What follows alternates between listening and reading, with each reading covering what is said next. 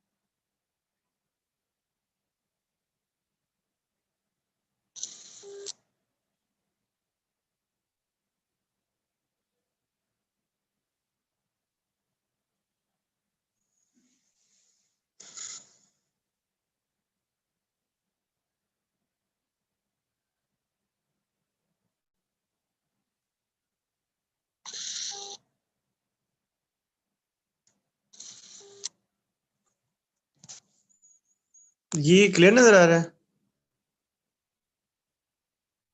कि ये भी ब्लर है?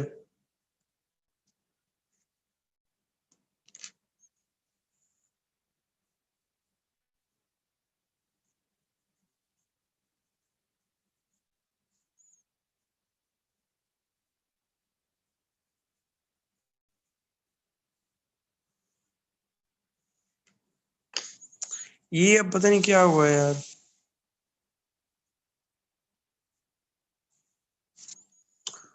मुझे तो पता भी नहीं है क्या करें। कैमरा तो साफ ही है।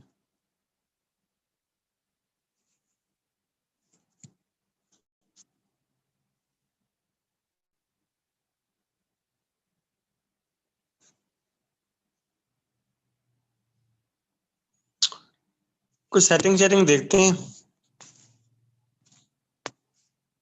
उसके बाद फिर ना हुआ तो फिर स्टार्ट करते हैं।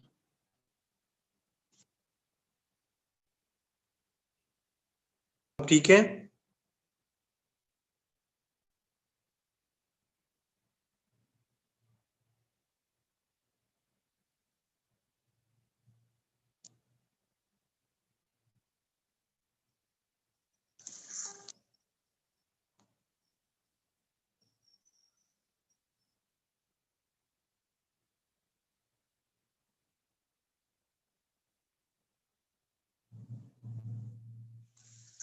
बड़ा यार काम खराब हो गया है, ये क्या हुआ? आधा घंटा वेस्ट हो गया है। पता नहीं, तुम लोग ना वैसे ही मनहूस हो गए हो, अच्छे साबित नहीं हुए।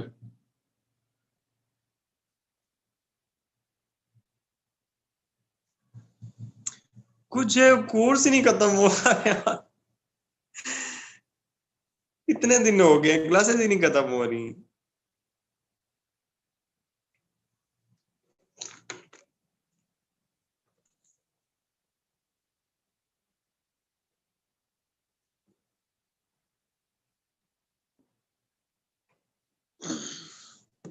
अच्छा, ये आज ना ऑलमोस्ट ये लास्ट क्लास है। मतलब आपका आईआर का कोर्स है ना, वो ऑलमोस्ट कंप्लीट हो जाएगा। तो जस्ट लेट मी नो कि तुम लोगों को कैसी लगी आईआर। इजी लगी, आसान लगी, मुश्किल लगी? How was it?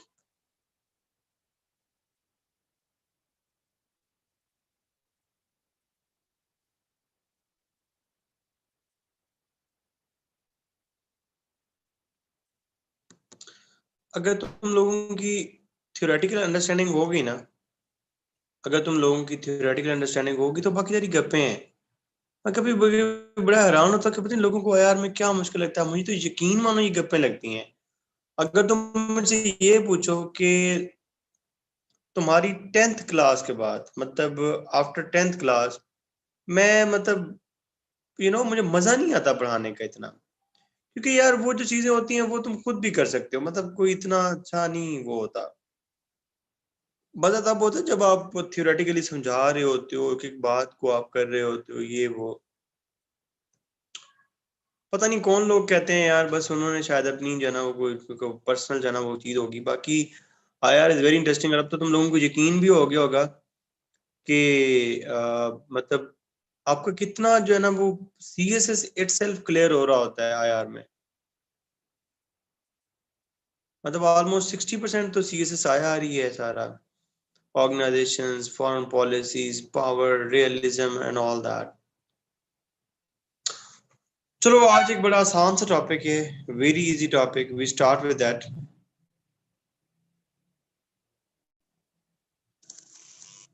That is international organisations.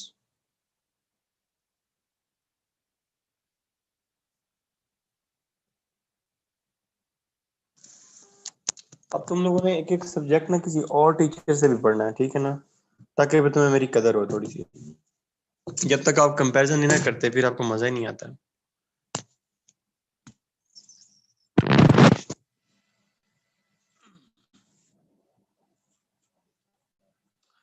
Comparison किया करना।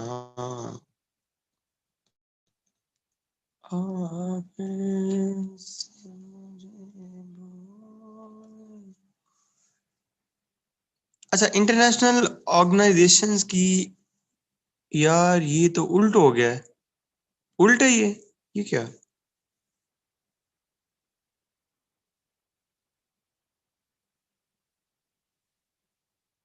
तुम लोगों के लिए सीधा है?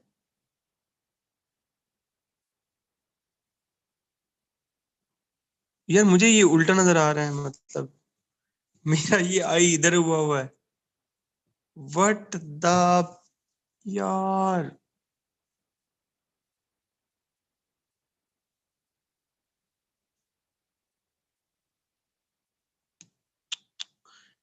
क्या पंगा है यार ये। ये मेरा इधर से इधर चल रहा है। तुम लोगों को सी ठीक नजर आ रहा है? बस ठीक है फिर ठीक है बस, इसको हम फिर बाद में ठीक कर लेंगे।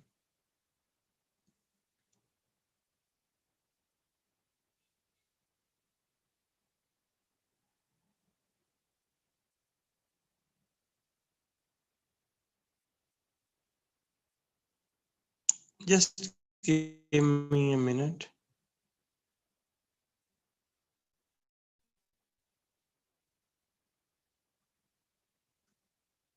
इंटरनेशनल ऑर्गेनाइजेशंस की एवोल्यूशन प्रोसेस को देखें तो इसका एवोल्यूशन प्रोसेस को समझने से पहले सबसे पहले आपने ये समझना है कि इंटरनेशनल ऑर्गेनाइजेशंस में मेन रोल कौन प्ले कर रहा होता है। तो मेन रोल तो प्ले कर रही होती हैं स्टेट्स, और स्टेट्स की डेफिनेशन हमने आईआर में जितनी भी पढ़ी, हमने कहा कि दे आर नेशन स्टेट्स। तो इसको स्टार्ट करने से पहले जब तक हम ये नहीं देखेंगे कि इसकी जो फर्स्ट स्टेज है, so the first stage would be the concept of nation state.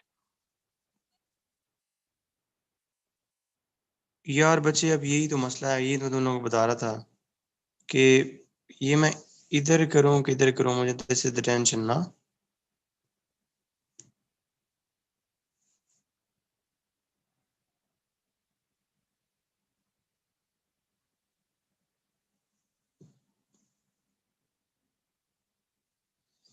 अच्छा, तो first stage in is nation state. और अगर हम सेकंड स्टेट की बात करें तो आफ्टर द नेपोलियन वॉर, जैसे ही नेपोलियन वॉर खत्म हुई, सो 1815 में एक ट्रीटी हुई जिसको कहते हैं कांग्रेस ऑफ वियना।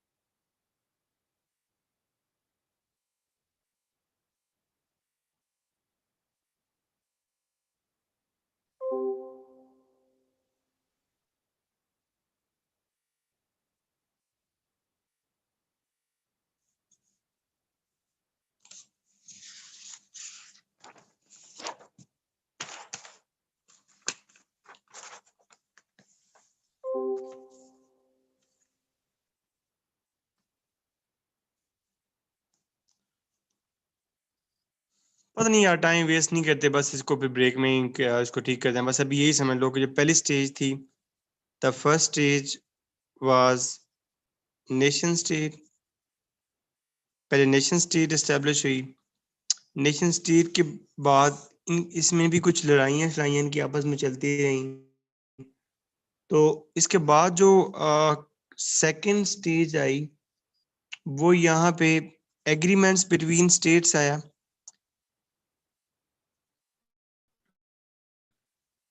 कि जब स्टेट्स ने आपस में एग्रीमेंट स्टार्ट किए, that was a period of 1815 and that was Congress of Vienna. उसके बाद जो नेक्स्ट वेरी इंपॉर्टेंट स्टेप आया इसके एवोल्यूशन में, that was the third step, जिसके अंदर आफ्टर 1919 वर्ल्ड वॉर 1 के बाद international and regional organisations establish होना स्टार्ट हुई। तो before going into deep, you must understand this one concept that is important, कि हमने इन इंटरनेशनल ऑर्गेनाइजेशंस के ऊपर इंटरनेशनल रिलेशंस की थ्योरी को कैसे अप्लाई करना है। हमने देखा था कि हमारी जो मेजर थ्योरीज रही हैं, one is realism, one is liberalism, one is constructivism,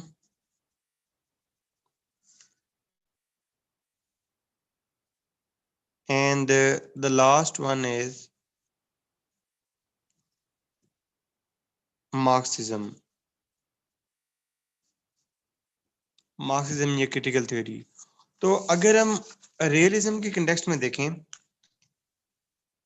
अगर हम रियलिज्म के कंटेक्स्ट में देखें, तो जितने भी रियलिस्ट लीडर्स होंगे, जितने भी रियलिस्ट लीडर्स होंगे, ठीक है, उनका जो इंटरनेशनल ऑर्गेनाइजेशंस के लिए स्टांस होगा, वो यही होगा कि हमने उसी ऑर्गेनाइजेशंस को उसी ऑर्गेनाइजेशन को ज्वाइन करना है जिसमें हमें रिलेटिव गेन मिले, जिसके अंदर हमारा रिलेटिव गेन ज्यादा होगा, हमने वही ऑर्गेनाइजेशन ज्वाइन करनी है। अदरवाइज हमने कोई ऑर्गेनाइजेशन ज्वाइन नहीं करनी।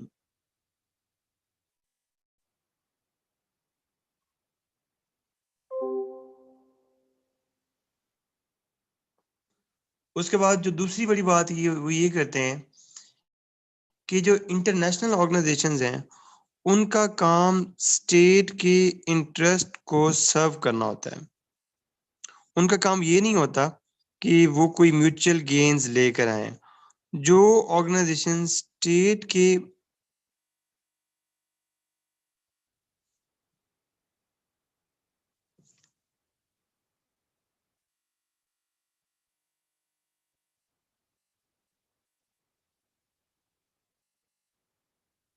वो उन्होंने ज्वाइन करने के लिए वो किए,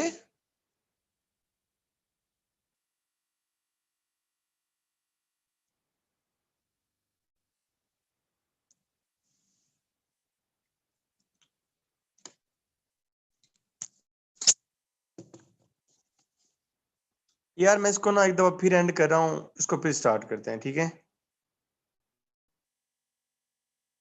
किस लेवल पे किन किन स्टेजेस पे डेवलप हुई, उनका प्रोसीजर क्या रहा, तो उसको समझने के लिए मैंने तुम्हें कहा कि सबसे इम्पोर्टेंट ये चीज है कि आप देखें कि इंटरनेशनल ऑर्गेनाइजेशन स्टार्ट कहाँ से, स्टेट से स्टार्ट हुई। बिकॉज जब तक स्टेट नहीं होगी, इंटरनेशनल ऑर्गेनाइजेशन डेवलप नहीं होंगी, ठीक है। तो स्टेट कब डेवलप हुई? स्टेट डेवलप हुई with the concept of nation state in 1648। उसके बाद इन नेशन स्टेट्स में पहले स्टेप के बाद दूसरे स्टेप पे इनमें आपस में कॉपरेशन होना स्टार्ट हुआ। They start cooperation with each other and this phase started from 1815 जब कांग्रेस ऑफ वियना हुई, ठीक है। उस कांग्रेस ऑफ वियना के बाद ये इंटरेक्शन इतना बड़ा कि ये इंटरेक्शन प्रॉपर ऑर्गेनाइजेशंस की फॉर्म में बदलने लगा और ये स्टार्ट हुआ इन 1919। तो ऐसा नहीं है कि आज जो इंटरनेशनल ऑर्गेनाइजेशंस हमें नजर आती हैं ये शुरू से ही ऐसे थी। They have developed with the passage of time. Having said this, हम थ्योरीज अप्लाई कर रहे थे इंटरनेशनल ऑर्गेनाइजेशंस पे, तो हम ये देख रहे थे कि जो रियलिस्ट हैं वो कहते हैं कि पहली बात तो ये है कि इंटरनेशनल ऑर्गेनाइजेशंस का कोई फायदा नहीं है। दूसरी बात ये है कि अगर कोई स्टेट इनको ज्वाइन भी करती है तो वो कोई कॉपरेशन करने के लिए नहीं करती।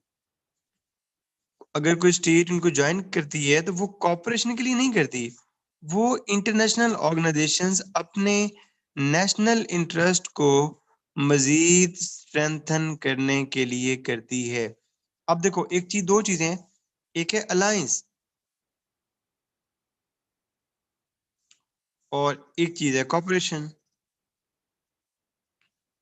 अगर यूएनओ है, अगर तुम इसको रियलिस्ट पर्सपेक्टिव से देखोगे तो अगर वो स्टेट आपस में अलायंस की होंगी इस तरीके से कि कोई नेशनल इंटरेस्ट उनका सर्व हो जाए, मसलन अगर यूनाइटेड नेशन सिक्योरिटी काउंसिल के अंदर अमेरिका और ब्रिटेन आपस में अलायंस बना लेंगे तो ये जो पर्सपेक्टिव होगा ये रियलिस्ट का पर्सपेक्टिव होगा कि इंटरनेशनल ऑर्गेनाइजेशंस के अंदर जो स्टेट पार्टिसिपेट करती हैं, अगर पहली बात तो करती नहीं है, अगर करती भी हैं तो सिर्फ अपने फायदे के लिए करती हैं, अपना अपने रिलेटिव गेन के लिए करती हैं और अपनी जीरो सम गेम के लिए करती हैं कि अगर उनको पार्टिसिपेशन करके सिर्फ फायदा हो और दूसरे को नुकसान हो जाए then they go for, otherwise they don't go. On the other side इसके अगेंस्ट जो लिबरल्स हैं वो कहते हैं कि ऐसा नहीं होता, स्टेट वाकई ही कॉपरेशन के लिए इंटरनेशनल ऑर्गेनाइजेशंस बनाती हैं, ठीक है, और जो इंटरनेशनल ऑर्गेनाइजेशंस हैं उनकी वजह से स्टेट की आपस में डिप्लोमेसी, इनकी कॉपरेशन की वजह से जो जो इंटरनेशनल अनार्की है वो कम होती है और दुनिया के अंदर पीस एंड प्रॉस्पेरिटी ज्यादा होती है। जबकि इन दोनों को जो चीज उल्ट करती है दैट इज कंस्ट्रक्टिविज्म। वो कहते हैं कि नहीं ऐसा कुछ भी नहीं होता। तो फिर क्या होता है, वो कहते हैं कि स्टेट तब ज्वाइन करती हैं जब उनको कोई पास्ट एक्सपीरियंस या तो इनको इम्प्रेस करता है कि ठीक है इंटरनेशनल ऑर्गेनाइजेशन ज्वाइन करनी है, ठीक है, या फिर उनको इंटरनेशनल ऑर्गेनाइजेशन को ज्वाइन करने से अवे लेके जाता है।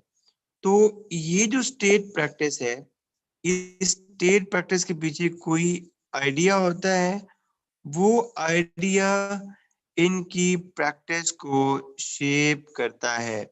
मसलन पाकिस्तान को अगर ओआईसी से कोई फायदा हो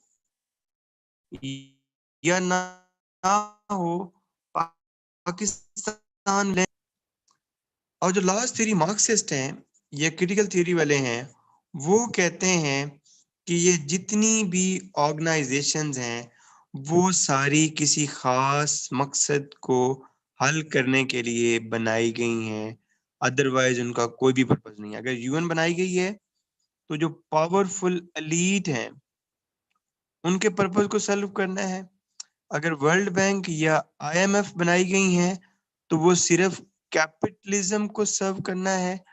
और इसके जरिए वो कहते हैं इन ऑर्गेनाइजेशंस के जरिए असल में जो एलीट कंट्रीज हैं वो ग्लोबल नॉर्थ और ग्लोबल साउथ के दरमियान सिर्फ डिस्टेंस इंक्रीज कर रहे हैं और कोई भी पर्पस सर्व नहीं कर रहे। मुश्किल है आसान है क्या यार, बच्चों वाली बात है।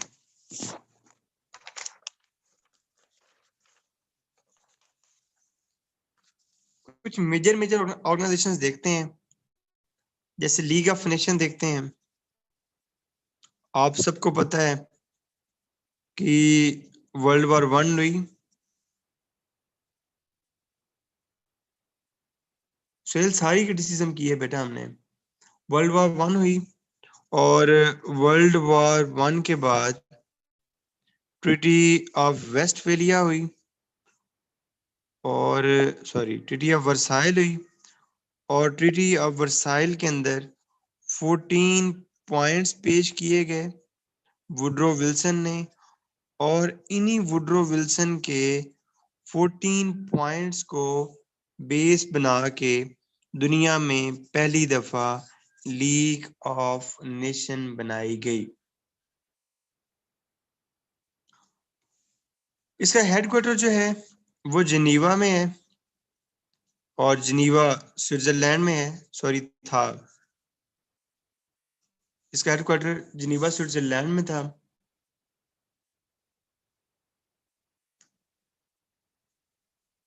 और इस ऑर्गेनाइजेशंस में यूएसए ने कभी भी पार्टिसिपेट नहीं किया, और ये ऑर्गेनाइजेशन 1946 में अपनी ही एक रेजोल्यूशन के साथ खत्म हो गई।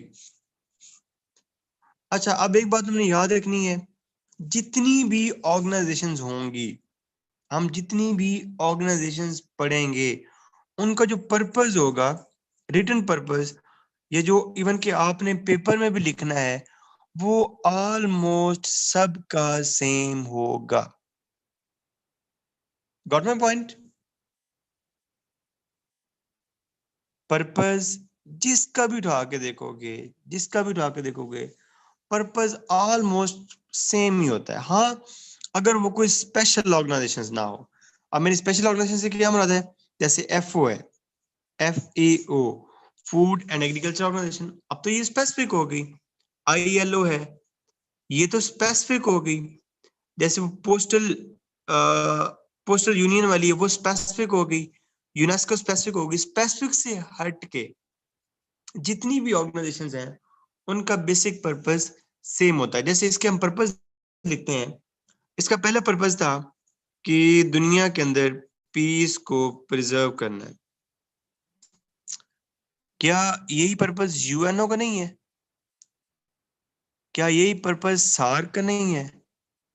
क्या यही पर्पस यूरोपियन यूनियन का नहीं है? क्या यही पर्पस OIC का नहीं है?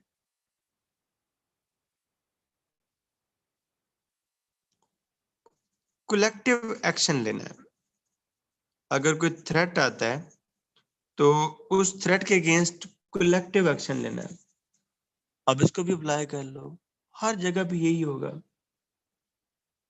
और अगर कोई मसला हो जाता है, तो फिर पैसिफिक सेटलमेंट ऑफ डिस्प्यूट करनी है। पैसिफिक सेटलमेंट ऑफ डिस्प्यूट पे जाना है। और इसका मैकेनिज्म क्या होगा? इसका मैकेनिज्म होगा कि या आर्बिट्रेशन कर लो आपस में, या फिर मामलात को देख के रिकंसिलिएशन कर लो।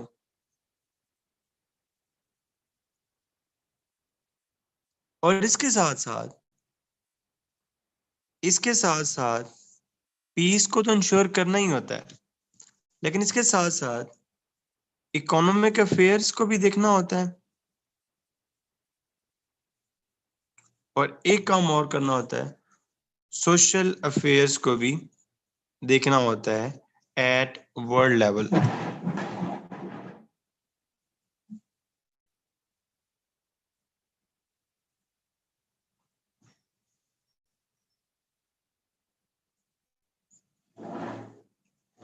अब ये जो 5-6 चीजें हैं, इनको हमने रट्टा लगा लेना है।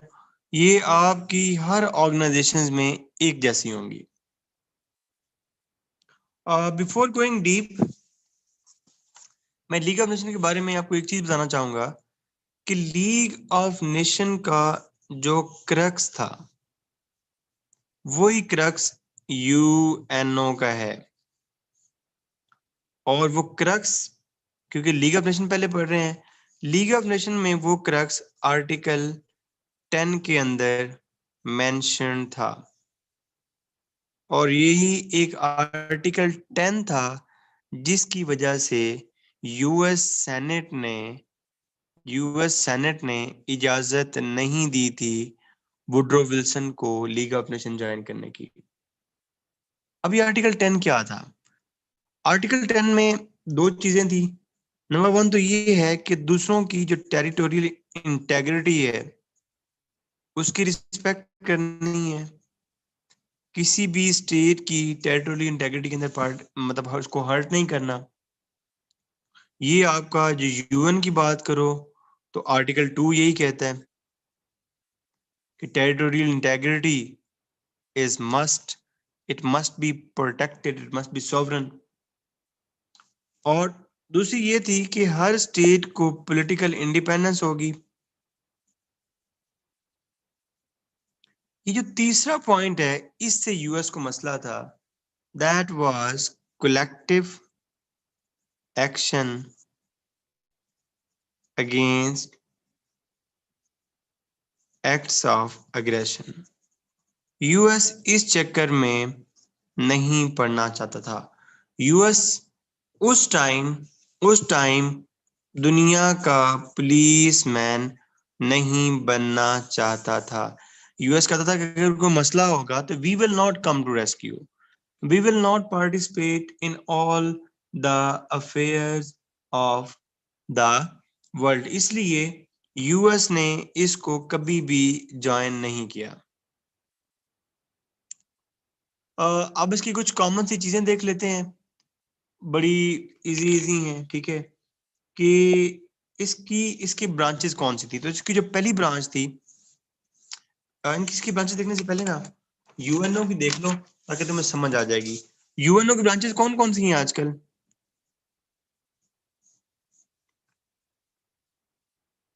Number 1 general assembly,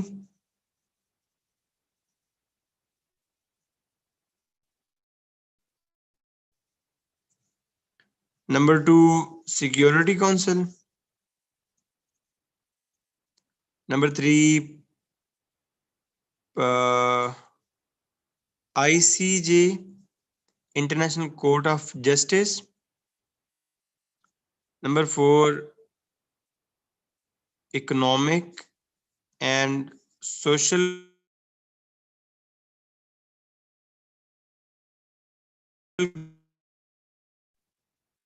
secretariat, and number 6 trusteeship council.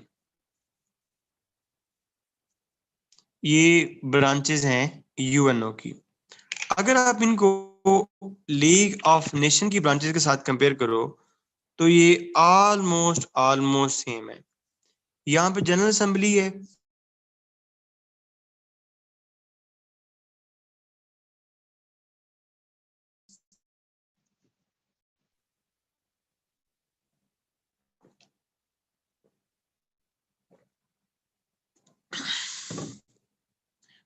यहाँ पे सिक्योरिटी काउंसिल थी,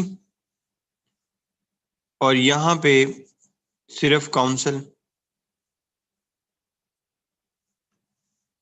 यहाँ पे आईसीजे था, यहाँ पे पीसीआईजे था, permanent court of international justice, permanent court of international justice.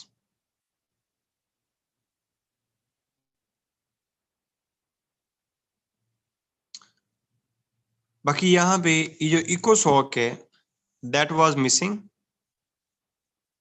और सेक्रेटेरिएट वैसे का वैसे था,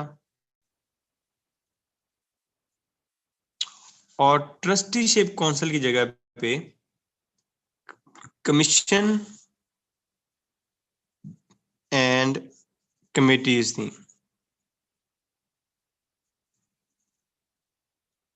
अगर ये याद हो गया तो आपको ये डिबेट ही याद होगी कि इनमें फर्क ही क्या, ये वन ऑल दैट। अब हम इनको एक एक करके देखते हैं, ठीक है। तो पहली चीज इसकी असेंबली, अब जो इसकी असेंबली के फंक्शन थे ऑलमोस्ट सारे के सारे यूनाइटेड नेशन जनरल असेंबली के फंक्शन है। इसका काम क्या था असेंबली का? नंबर 1 कि ये बजट बनाती थी कि कितना खर्चा किधर करना है, कितना खर्चा किधर करना है। उसके अलावा जो जनरल पॉलिसी गाइडलाइन होती थी वो ये प्रोवाइड करती थी जनरल असेंबली। लेकिन इसमें एक मसला था। इसका मसला ये था कि इसके अंदर जितनी भी स्टेट्स थी उनका इक्वल सिंगल वोट था। ये तो ठीक है, ये तो यूएन में भी ऐसे ही है। लेकिन इनमें एक फर्क था।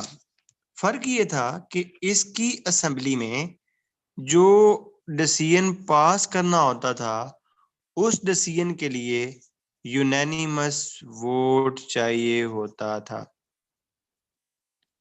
और ये लीग मैं साथ साथ ये मसले भी बताता जाता हूँ, क्रिटिकल एनालिसिस मैं साथ साथ दे रहा हूँ। ये सबसे बड़ा मसला था क्योंकि इस मसले की वजह से पता क्या था? इस मसले की वजह से हर एक को, हर बंदे को वीटो राइट हासिल था। हाँ, कोई स्टेट छोटी है, कोई स्टेट बड़ी है, हर स्टेट को वीटो राइट हासिल था। Got my point? किसी भी स्टेट को मसला है, वो वीटो राइट कर देती है, तो वो बिल पास ही नहीं हो सकता।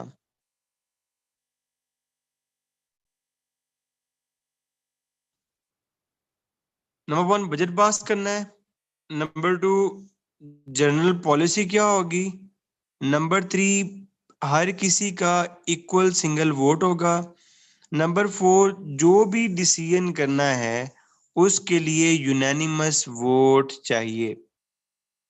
अब अगर यूनानिमस वोट चाहिए तो जाहिर बात है फिर हर बंदा वोट करेगा तो वो काम होगा। तो फिर जाहिर बात है हर एक स्टेट के पास वीटो राइट था। इसकी बेस पे यूएन में क्या अमेंडमेंट की गई? अभी यूएन में फिर हमें क्या नजर आता है कि बिल कैसे पास होंगे, कोई जनरल पॉलिसी बजट कैसे पास होगा?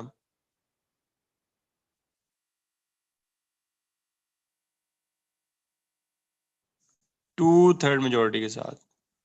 2/3 मेजोरिटी के साथ नहीं, ये कभी भी पॉजिटिव नहीं था, it was always negative. Because इसके साथ क्या होना था, इसके साथ होता ये था कि जो बिग स्टेट्स थी अगर वो कभी खुल के सामने नहीं आना चाहती थी, अगर वो कभी खुल के सामने नहीं आना चाहती थी तो वो अपना काम किसी एक स्मॉल स्टेट से करवा लेती थी। मतलब अगर उस दौर में यूएस को लगता था कि यार मैं खुल के सामने नहीं आना चाहता, मैं क्लाइमेट एक्शन को है तो मेरे इंटरेस्ट में लेकिन मैं इसको कब नहीं करना चाहता था, तो फिर वो किसी और स्टेट को इन्फ्लुएंस करके वीटो वोट में भिजवा देता था।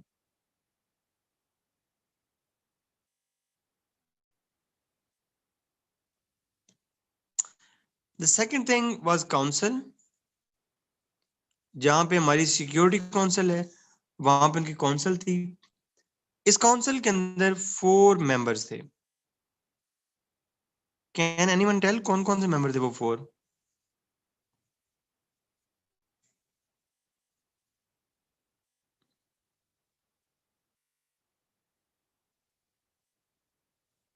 Britain, France, Japan and Italy.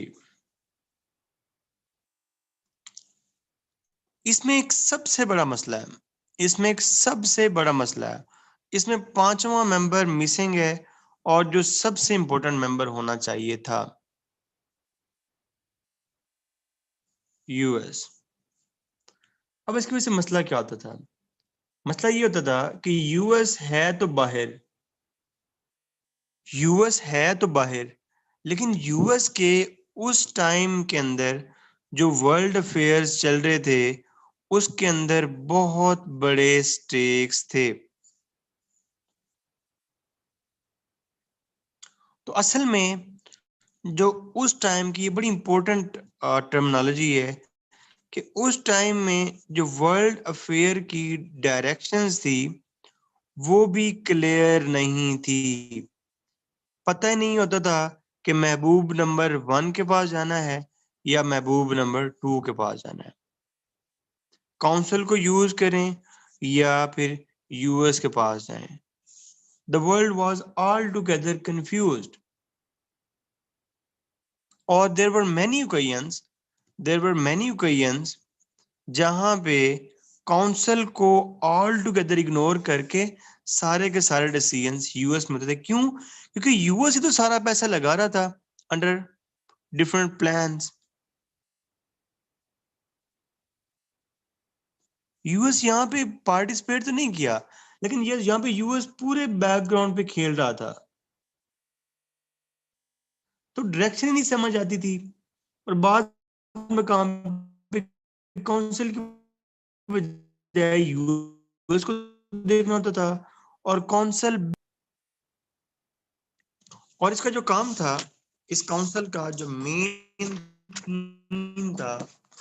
Main काम था वो आज भी हमारी सिक्योरिटी काउंसिल का यही काम है कि कलेक्टिव सिक्योरिटी में बहुत अहम रोल प्ले करना होता है। लेकिन हुआ पता क्या, इसके 2 मेंबर थे, इटली और जापान। इन्होंने क्या किया, इन्होंने कलेक्टिव सिक्योरिटी करनी थी, ठीक है, मतलब खरबूजों की रखवाली पे किसको बिठा दिया, गिदर मंचूरिया के ऊपर, और इसने अटैक कर दिया अबसीनिया के ऊपर।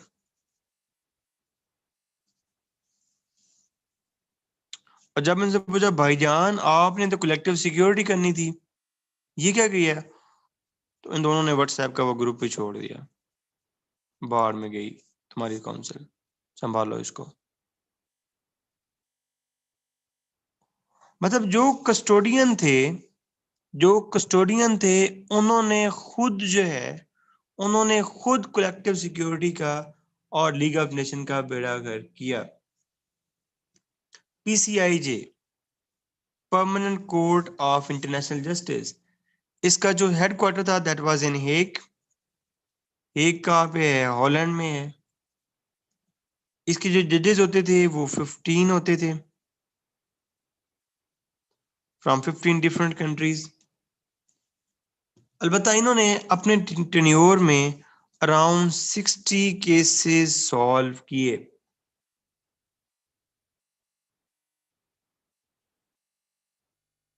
हॉलैंड को नीदरलैंड ही कहते हैं बेटा।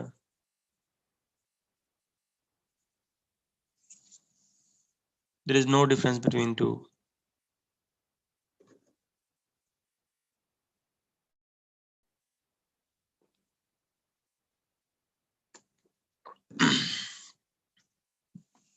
लेकिन इसका मसला क्या था, इसका मसला ये था कि ये जो भी डिसीजंस होते थे, जी टिल 1946, कोई बात नहीं, जिंदगी में बड़ी चीजें इंसान को पहले पता चलती हैं, it's not a new thing. अच्छा, इसके जितने भी डिसीजंस होते थे, इसके जितने भी डिसीजंस होते थे, मसला ये होता था कि वो डिसीजंस बाइंडिंग, कंट्रीज पे बाइंडिंग नहीं होते थे।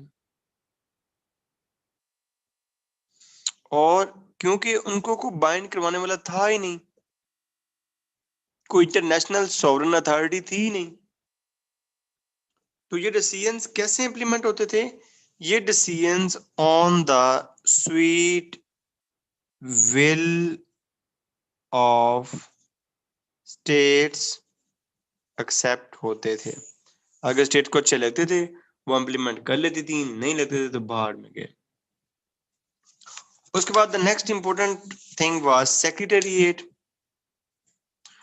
अब जिस तरह हमारे सेक्रेटेरिएट हैं, इस्लामाबाद में है, फिर पंजाब में है, फिर कराची में है, उनका काम क्या होता है, मतलब खतो किताबत करना, जो चीज होगी है, पॉलिसी बन गई है, उसको इम्प्लीमेंट करवाना, ये वो।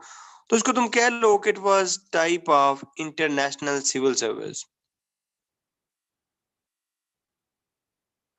मतलब जो भी काम होते थे जो भी काम होते थे, जो भी लॉज बनते थे, जो भी रेगुलेशन करते थे, वो जो रेगुलेशन को एग्जीक्यूट करवाना होता था वो ये एग्जीक्यूटिव हेड सेक्रेटेरिएट एग्जीक्यूट करवाता था। और जितनी भी रूल्स की ड्राफ्टिंग होती थी वो सारा काम सेक्रेटेरिएट करता था। और जो भी इम्प्लीमेंटेशन ऑफ मेन डिसीजंस होते थे वो भी यही लोग करते थे। यार मुझे शर्म आ रही है, मैं ये क्या पढ़ा रहा हूँ तुम लोगों को, इसमें कौन सी रॉकेट साइंस है।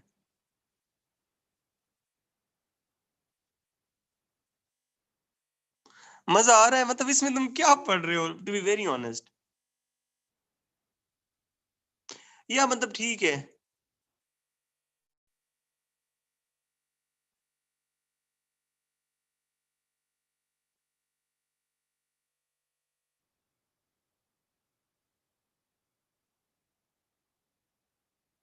किस किस को अच्छा लग रहा है।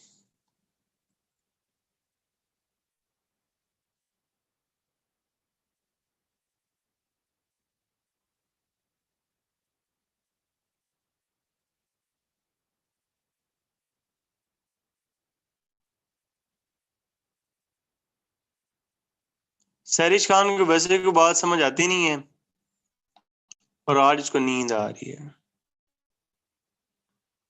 चलो ठीक है, मतलब माशाल्लाह काफी सारे जो है ना वो निकम्मे लोग हैं तो पढ़ा देते हैं।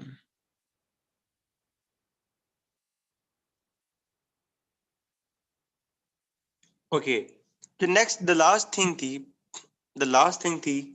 That was commission and committees. अब इसमें मैं मेन मेन चीजें बताता जाता हूँ। इसके अंदर जो मेन चीज थी वो थे मैंडेट्स।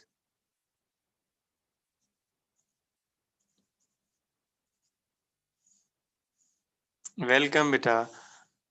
मैंडेट्स, अब मैंडेट्स में क्या था कि जो भी उस दौर में किसी कंट्री की कॉलोनियल पावर से जान छुड़वाई जाती थी,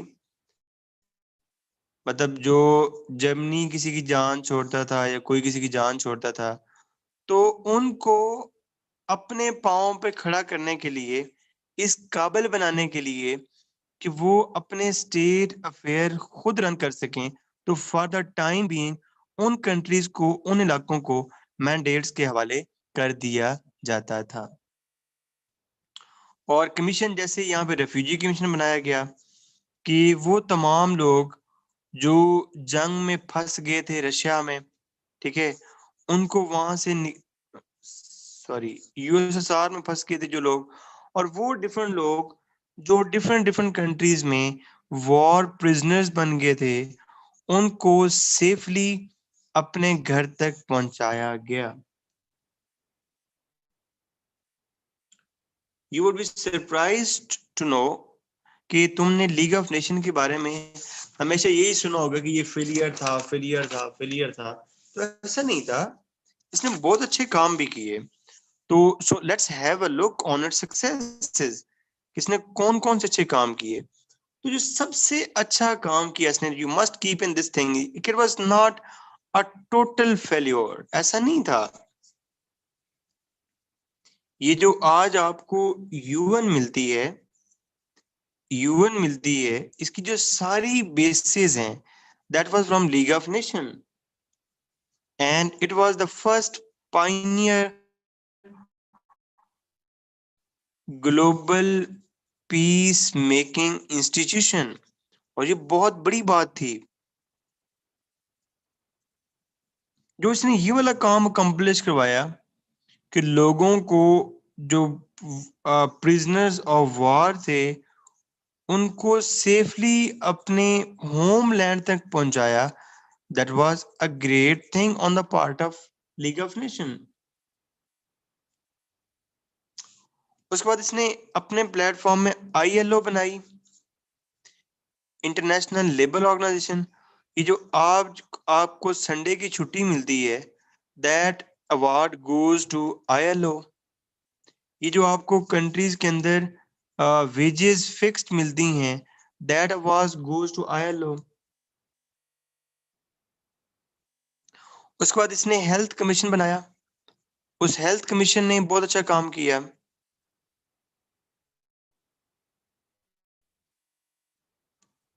बच्चे it was Pioneer global piece institution, मतलब इससे पहले कोई ग्लोबल लेवल पे, दुनिया के लेवल पे पीस मेंटेन करने के लिए कोई इंस्टीट्यूशन तो नहीं था ना।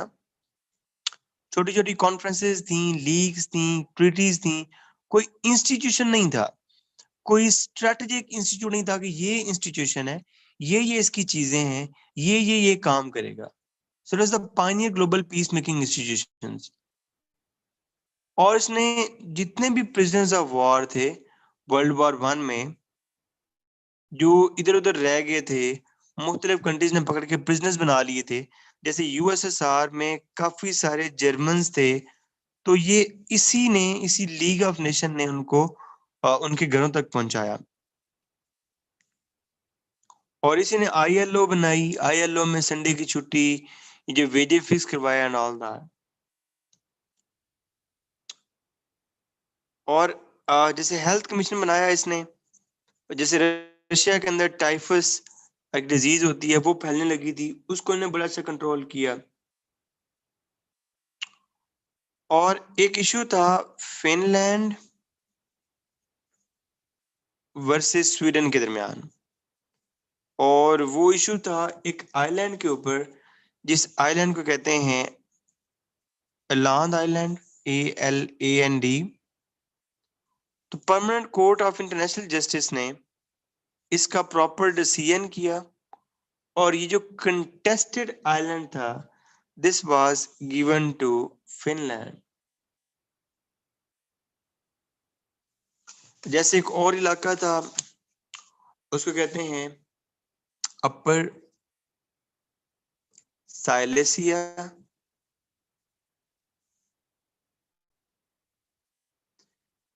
इसके ऊपर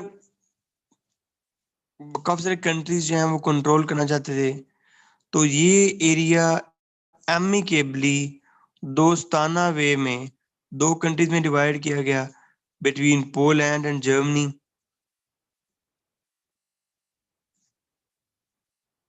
मुसल जो इराक में है, उसके ऊपर जो ऑटोमन एम्पायर थी वो कब्जा करना चाहती थी, तो उनसे ये एरिया छुड़वा के ये एरिया इराक के हवाले किया गया।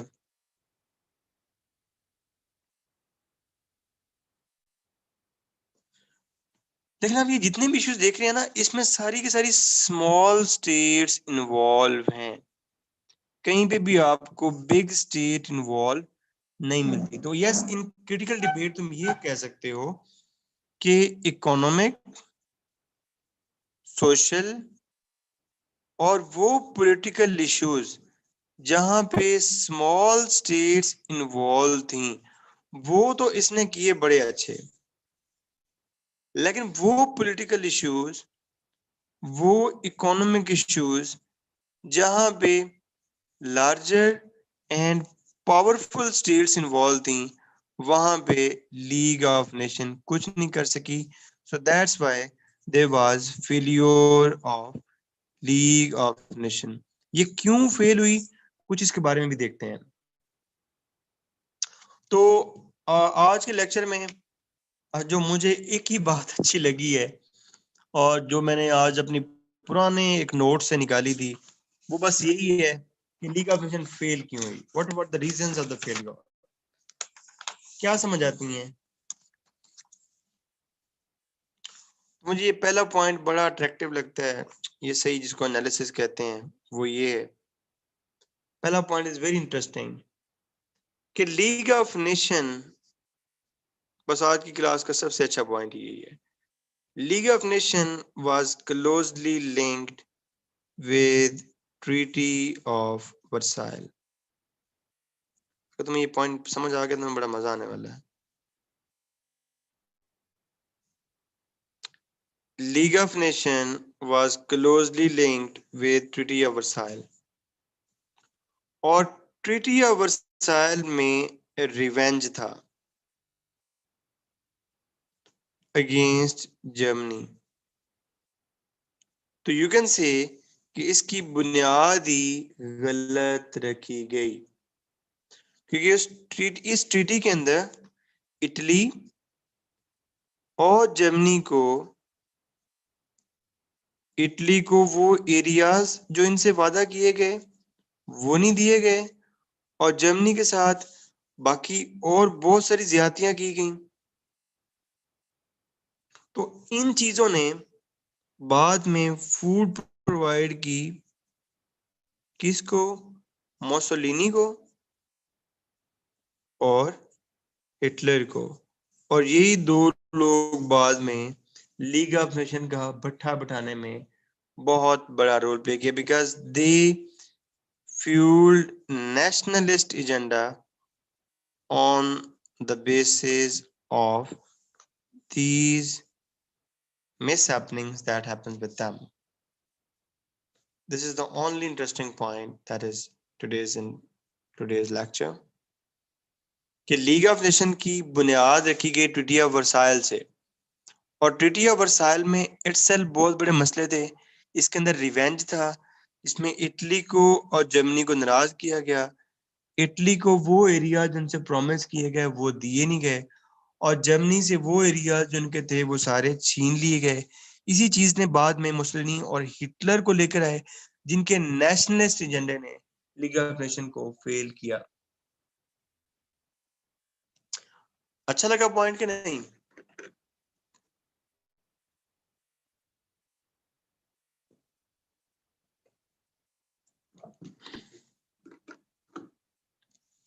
द सेकेंड थिंग कि it was rejected by USA.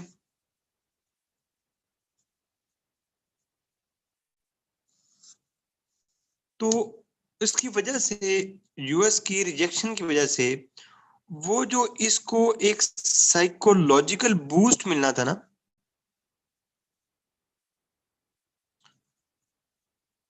उसको जो एक साइकोलॉजिकल बूस्ट मिलना था या एक किस्म का सॉवरन हासिल होना था, वो मिसिंग था। ये तो दो बातें हर बंदा लिखेगा। मुझे जो लगता है वो तीसरी इंपॉर्टेंट बात ये है कि यूएस ने ज्वाइन नहीं किया, लेकिन यूएस अनफॉर्चुनेटली वर्ल्ड अफेयर के सेंटर में तो आ गया था वर्ल्ड वॉर 1 के बाद। अब यूएस ने इसको ज्वाइन नहीं किया, तो वो जो डायरेक्शन ऑफ वर्ल्ड अफेयर्स है वो क्लियर नहीं थी कि किबला जो है वर्ल्ड अफेयर का वो किस तरफ होना चाहिए, either towards league of nation, either towards USA.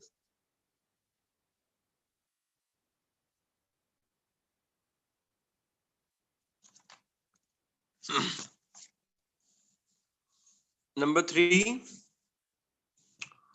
जो इसका कॉवेनेंट था लीग ऑफ नेशन का, जो कॉवेनेंट था that was week.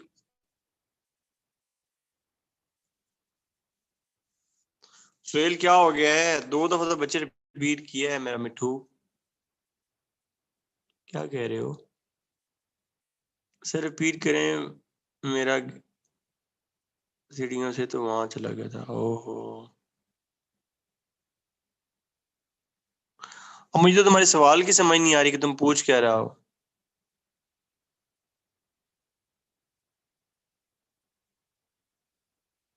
What are you asking actually?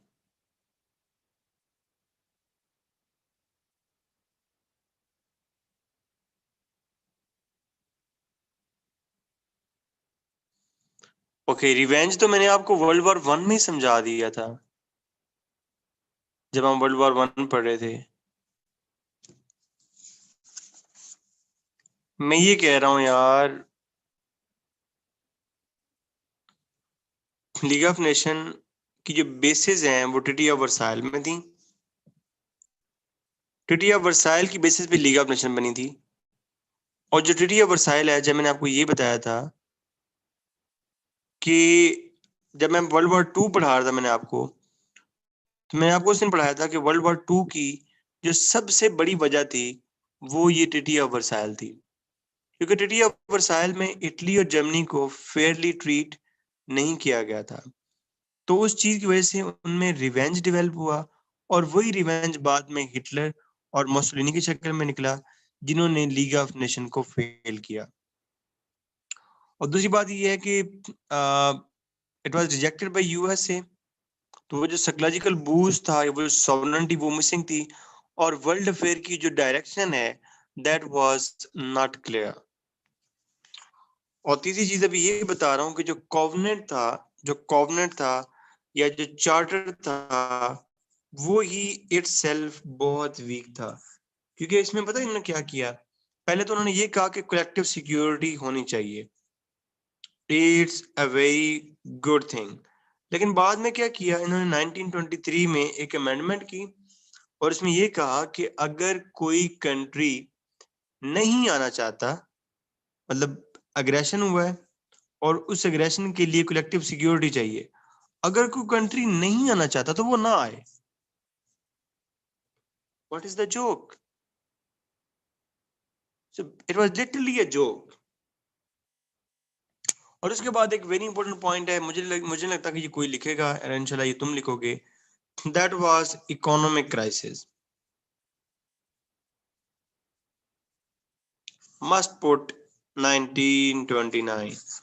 Great depression का ये जितने भी इवेंट्स है ना, उसके ऊपर डायरेक्ट इम्पैक्ट है, क्योंकि लीग के पास कोई इकोनॉमिक रिकवरी का मैकेनिज्म तो था नहीं,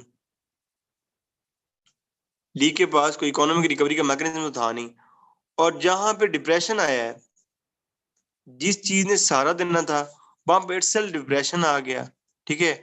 और जब डिप्रेशन आया तो वो यूएस तो इसका हिस्सा ही नहीं था, तो इसकी वजह से कंट्रीज ने they started following mercantilist policies.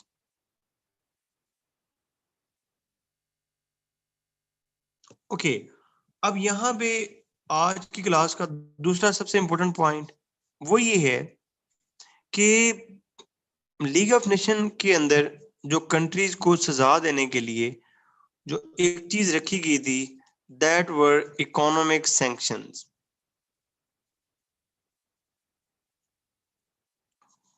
और मोस्टली जितनी भी वायलेशन हुई हैं, ये पॉइंट बड़े ध्यान से समझना, मोस्टली जितनी भी वायलेशन हुई हैं वो 1930s के बाद हुई हैं। जापान ने मंचूरिया पे अटैक 1930s के बाद किया, इटली ने एबेसिनिया पे अटैक 1930s के बाद किया, जापान ने अल्सेस लोरेन पे अटैक 1930s के बाद किया। और जब बात आती थी उनको सबक सिखाने की, उनको इकोनॉमिक सैंक्शन लगाने की, तो इकोनॉमी के ऑलरेडी इतने बुरे हालात थे ड्यू टू ग्रेट डिप्रेशन कि कोई इकोनॉमिक सैंक्शन को सोचता ही नहीं था।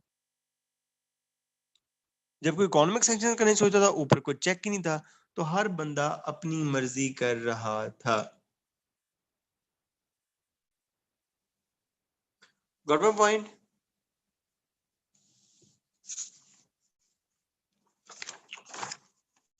उसके बाद उन्होंने एक और बहुत बड़ी चवल मारी। यार मैंने कितने पॉइंट्स पढ़ाने हैं अनान? आज आपने पहले दफा क्वेश्चन पूछा है तो मैं रिपीट करता हूँ। देखो, इकोनॉमिक क्राइसिस आ गया ना, हर कंट्री की इकोनॉमी बैडली सफर कर रही है। 1930s के बाद हर कंट्री की इकोनॉमी बैडली सफर कर रही है, ठीक है। Got this? उसके बाद तुम ये देखो कि जापान ने चाइना के ऊपर अटैक किया, चाइना के एरिया मंचूरिया पे अटैक किया। कब किया? 1931 में, ठीक है। इटली ने अटैक किया एबेसिनिया के ऊपर। कब किया? 1935 में, ठीक है। और इसी तरह हिटलर की भी जितनी भी ये अल्सेस लोरेन पर अटैक है, या कह लो कि यूगोस्लाविया पे इसने कब्जा किया, वो भी आफ्टर 1930s है। अब मैं कहना ये चाह रहा था कि लीग ऑफ नेशन के पास, या जैसे आजकल यूएन के पास, कोई भी एग्रेशन करता है उसको सबक सिखाने के लिए एक सबसे अच्छा टूल होता है ना, इकोनॉमिक सैंक्शन। जैसे ईरान के ऊपर लगी हुई हैं, जैसे रशिया के ऊपर लगी थी इकोनॉमिक सैंक्शंस। तो लीग ऑफ नेशन के पास भी एक टूल था कि वो कंट्री जो एग्रेशन कर रहा है उसके ऊपर इकोनॉमिक सैंक्शन लगा दें। तो लीग ऑफ नेशन की जब इकोनॉमिक सैंक्शन लगाने की बारी आई, जब टाइम आया, तो हालात ऑलरेडी इकोनॉमिकली इतने खराब थे कि ये वाली ऑप्शन कहीं बचती ही नहीं थी। डिप्रेशन था तो ये वाली ऑप्शन बचती नहीं थी। जब ये वाली ऑप्शन बचती नहीं थी तो they were almost free to follow their own pursuit, जिसके ऊपर कोई मर्जी अटैक कर दे, कोई चेक एंड बैलेंस था ही नहीं। क्या बात, वेरी गुड। अच्छा, the next thing is failure. नहीं है, पढ़ाने के लिए चीजें हैं, है ना, इजी ले गया था मैं तो। Failure of disarmament conference that happened in 1932 to 1933। इसमें क्या हुआ? इसमें ये हुआ कि उन्होंने कहा, एक डिसआर्ममेंट कॉन्फ्रेंस करवाई कि जिसके पास जितने भी कन्वेंशनल वेपन्स हैं वो खत्म कर दे, रिड्यूस कर दे, और सारा नजला गिरा जर्मनी के ऊपर कि जर्मनी तो बिल्कुल ही ना अपने रिड्यूस कर दे। लेकिन इसमें एक बहुत बड़ा ब्लंडर था। इस आर्मामेंट कॉन्फ्रेंस के अंदर एक बहुत बड़ा ब्लंडर था। वो ब्लंडर क्या था? वो ब्लंडर ये था कि जो काउंसिल के मेंबर हैं वो आर्मामेंट रिड्यूस नहीं करेंगे। जर्मनी ने कहा, अन्नी दियो मजाक है, व्हाई वी शुड देन। इस चीज ने हिटलर को बनाया पागल, और हिटलर ने इसी चीज को इतना कैश किया कि देखो, बाकी दुनिया, यूरोप जो है वो सिर्फ हमें नीचा दिखाना चाहता है, फ्रांस एंड यूएस सिर्फ हमें नीचा दिखाना चाहते हैं और कुछ भी नहीं है। They want to see us down. इस चीज ने इसका नेशनल प्रोपेगेंडा और ज्यादा एक्सपैंड कर दिया।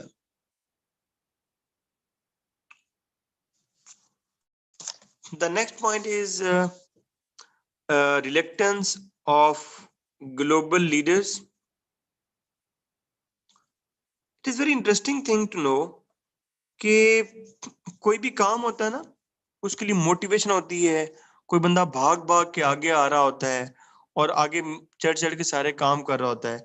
तो दैट गाय वाज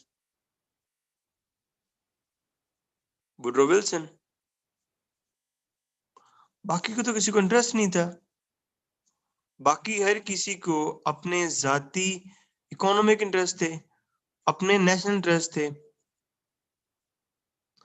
अगर आप क्ली मैंसियू को देखते हो, जो उस टाइम प्राइम मिनिस्टर था ब्रिटेन का, या अगर आप लॉयड जॉर्ज को देखते हो जो उस टाइम प्राइम मिनिस्टर था फ्रांस का, they were not very much interested.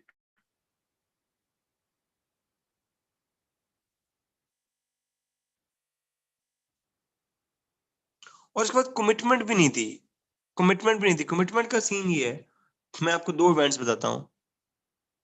Commitment का सीन ये है कि कमिटमेंट का सीन ये है यहाँ पे कि जापान ने अटैक किया मंचूरिया के ऊपर। इन्होंने कहा बाहर में जाए, इतनी दूर है, हम यूरोप में बैठे हैं, ये एशिया में पंगे हो रहे हैं, हमारा कुछ लेना देना नहीं है, करने तो खैर है। इटली ने अटैक किया एबसिनिया के ऊपर। कमिटमेंट का लेवल ये था, इन्होंने ये सोचना शुरू कर दिया, यूके एंड फ्रांस ने, कि यार इस तरह करते हैं कि इटली को नाराज नहीं करते। इटली को नाराज क्यों नहीं करना? बिकॉज इटली को नाराज कर दिया तो इटली बाद में जर्मनी के साथ मिल जाएगा, और जर्मनी ऑलरेडी एक्सपेंडिंग पावर है।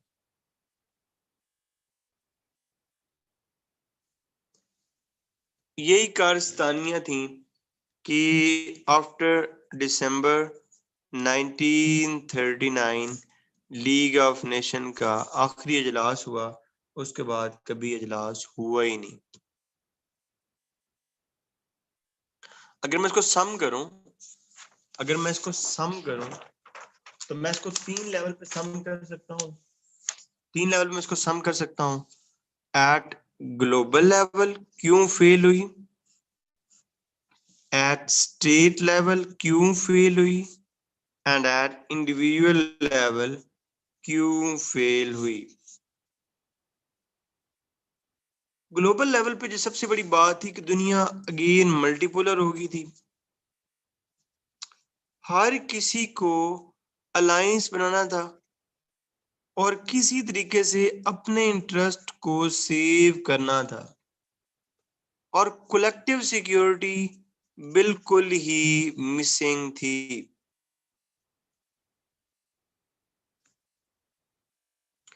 उसके बाद जो ग्लोबल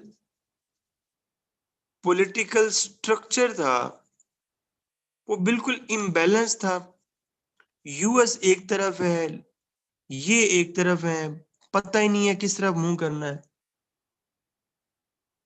और जो आखिरी इंपॉर्टेंट ग्लोबल इवेंट था that was global economic collapse, great depression. State level पे क्या हुआ कि स्टेट लेवल पे स्टेट ने बजाय कलेक्टिव एक्शन करने के स्टेट अपने स्टेट इंटरेस्ट को और स्टेट अपने रिलेटिव गेन को देखने लग गई थी। और इंडिविजुअल लेवल पे हिटलर, मुसोलिनी का अग्रेशन, चैम्बरलेन और जॉर्ज का नॉन सीरियस एटीट्यूड, और इन लीडर्स की policy of appeasement rather collective action ने लीग ऑफ नेशन का बेड़ा गर्क कर दिया। मेरे प्यारे बच्चों, अब हम जितनी भी आगे ऑर्गेनाइजेशंस पढ़ेंगे तो तुम्हारे ज़हन में बेसिक फ्रेमवर्क आ गया ना कि उनको कैसे करना है, पता चल गया है।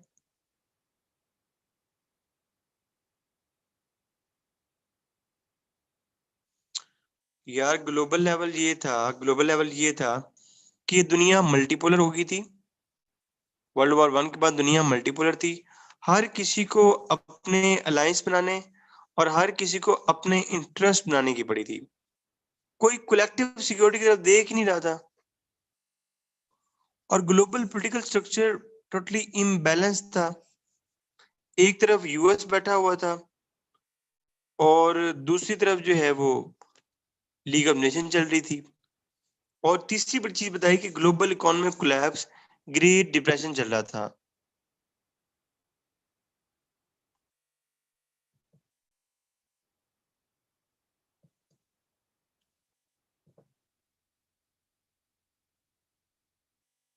Suhail, very good question.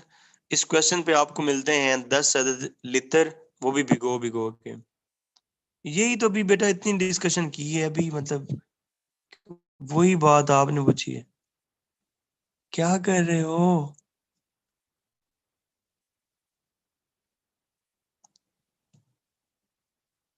आपे से मुझे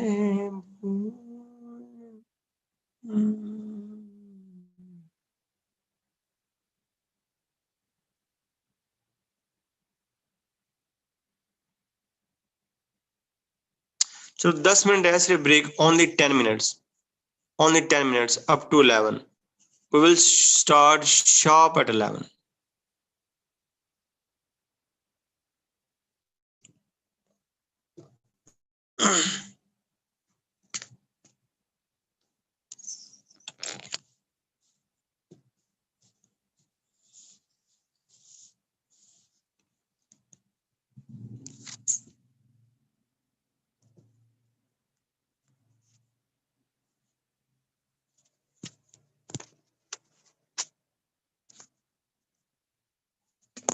जैसे कि मैंने तुम्हें पहले ही बता दी है कि यूएन में क्या क्या चीजें हैं, ठीक है, और इसकी काजेज फेलियर्स वो सारी वो चीजें जो तुम्हें पता ही होंगी, क्योंकि ये तो सारे तुम्हारे सामने ही चल रहा है ना, इसमें तो कोई नई बात नहीं है।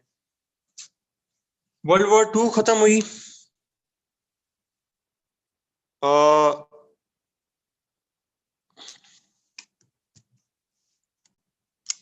वर्ल्ड वॉर 2 एंड हुई, तो वर्ल्ड वॉर 2 के एंड होने के साथ ही यूएन बनी। लेकिन मैं थोड़ा सा जिसकी इंपॉर्टेंट चीजें आपको बताता हूँ। यूएन वर्ल्ड वॉर 2 के बाद नहीं बनी थी, no. UN during the world war 2 UN की फेजेस स्टार्ट हो गई थी। मतलब आप ये देखें कि it was again an American president. ये अक्सर एमसीक्यू आता है कि यूनाइटेड नेशंस किसने नाम रखा। It was again an American president, F D Roosevelt, जिसको एफडीआर कहते हैं, who coined the term United Nations. और पहले ये जो टर्म है ये ऑर्गेनाइजेशन के लिए नहीं, बल्कि इकट्ठे होके जो एक्सेस पावर्स थी उनको हराने के लिए यूज की गई। सीन ये हुआ कि सेंट जेम्स पैलेस एक जगह है यूके में, वहां पे 1941 में 14 नेशंस इकट्ठी हुई and they were almost all allies. और उन्होंने मिलके एग्रीमेंट किया कि पीस शुड बी एस्टैब्लिश्ड, और ये जो एक्सिस पावर्स हैं उनको किसी तरीके से हराया जाए। तो उसके साथ ही आफ्टर सम डेज एक अटलांटिक चार्टर हुआ। और अटलांटिक चार्टर की इंटरेस्टिंग बात ये है कि Atlantic charter with in a ship हुआ। मतलब अटलांटिक के अंदर विद इन अ शिप ये चार्टर हुआ again in 1941 between USA and UK. इधर से था एफडीआर और इधर से था विंस्टन चर्चिल। और यही बातें होने लगी कि मतलब किसी भी तरीके से नाजिज्म को एंड करना है और दुनिया में पीस लेकर आना है। और पीस इस तरह लेके आना है कि आज के बाद ये ना हो कि आफ्टर ए वार कोई कंट्री दूसरे कंट्री को ऑक्युपाई कर ले। आफ्टर दैट ये हुआ कि 1942 में डेक्लेरेशन ऑफ यूनाइटेड नेशन हो गई। लेकिन अभी तक भी जो ऑर्गेनाइजेशन ऑफ यूएन है वो अभी तक भी मिसिंग थी। आपने एक नाम रट लेना है, do keep it in your mind, that is Dumbarton Oaks 1944। ये वाशिंगटन में एक जगह है। यूएन का पहली दफा जो ब्लू प्रिंट तैयार हुआ कि ये यूएन होगी, उसमें इतने लोग होंगे, उसके अंदर ये ब्रांचेस होंगी, उसका बेसिक फंक्शन ये होगा, इसका काम ये होगा, इसका मतलब जो डिटेल्ड वर्क है ना, पहली दफा वो ये डम्बर्टन ओक्स जो है ना कॉन्फ्रेंस जो 1944 में हुई वहां पे हुआ। उसके बाद एक और कॉन्फ्रेंस हुई, दैट इज याल्टा कॉन्फ्रेंस, ठीक है। उस याल्टा कॉन्फ्रेंस में जो ये भी 1944 में ऑलमोस्ट हुई। इसके अंदर जो इस कॉन्फ्रेंस में कमियां रह गई थी, जो इस कॉन्फ्रेंस में कमियां रह गई थी उनको दोबारा रीशेप किया गया। और इसके अंदर जो तमाम ममालिक के फॉरेन मिनिस्टर्स थे उन्होंने पार्टिसिपेट किया और जो पहले इश्यूज रह गए थे उनको डिस्कस किया और यूएन को एक फाइनल शेप दी। फिर इस यूएन को जब साइन करने का टाइम आया, इस यूएन को जब साइन करने का टाइम आया तो फिर एक और कॉन्फ्रेंस बुलाई गई, और वो जो किसी ने अभी कहा था that was San Francisco conference. that held in 1945. इसके अंदर 50 नेशंस आई थी। उस टाइम जो पोलैंड था वो भी राजी था कि ये बननी चाहिए, लेकिन पोलैंड के अंदर इलेक्शन वगैरह चल रहे थे, तो पोलैंड प्रेजेंट नहीं था, लेकिन पोलैंड की विलिंग पूरी थी। तो 26 जून 1945 को इसको अडॉप्ट किया गया यूएन चार्टर को। देखो एक बात याद रखना, अभी अडॉप्शन ऑफ यूएन चार्टर हुआ है, अभी इन्फोर्स नहीं हुआ। तो जो इन्फोर्स्ड हुआ वो 24 अक्टूबर 1945 में इन्फोर्स्ड हुआ, और अभी जो यूएन डे मनाया जाता है वो 24 अक्टूबर को मनाया जाता है। सो 1945 में जो इसके मेंबर थे वो 51 थे, और आजकल जो इसके मेंबर हैं वो 193 हैं, और जो लास्ट कंट्री जिसने यूएन को ज्वाइन किया दैट वाज साउथ सुडान, जो आई गेस 2012 में इसने ज्वाइन किया।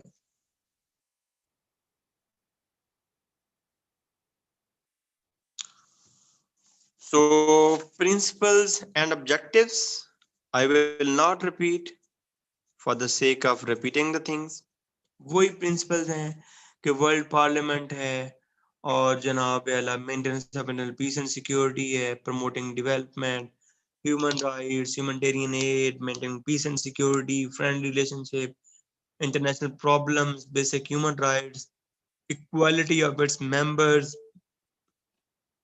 और मेंबर को डिस्प्यूट नहीं करना, कलेक्टिव एक्शन लेना है, एंड ऑल दैट। हम आते हैं थोड़े से इसके ऑर्गेनाइजेशंस के ऊपर। तो इसकी जो एक ऑर्गन है that is general assembly, that is एक किस्म की वर्ल्ड पार्लियामेंट है, जिसके अंदर हर छोटे कंट्री का, बड़े कंट्री का वोट जो है वो इक्वल है, और एक वोट है उसका, लेकिन जो भी इसका डिसीजन होता है दैट इज 2/3। अब मैं इसकी क्रिटिसिज्म साथ साथ करता जाऊंगा। जनरल असेंबली जितनी भी रेजोल्यूशंस पास करती है, सिवाय बजटरी रेजोल्यूशन के, कोई भी रेजोल्यूशन बाइंडिंग नहीं होती। बजटरी रेजोल्यूशन के अलावा कोई भी रेजोल्यूशन बाइंडिंग नहीं होती, उसके लिए यूएनएससी का अप्रूवल चाहिए, और ये एक बहुत बड़ा इशू है यूएन का।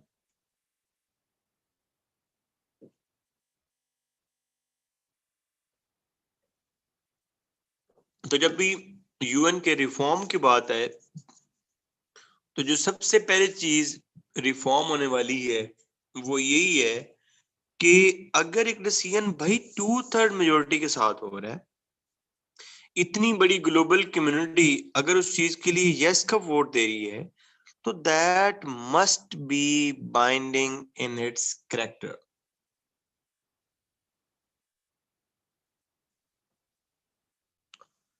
सिक्योरिटी काउंसिल क्या करती है? ऐसा कोई माने ना माने उसकी मर्जी है, उसकी कोई वैल्यू नहीं है, उसके ऊपर किसी के ऊपर सैंक्शन नहीं लग सकती।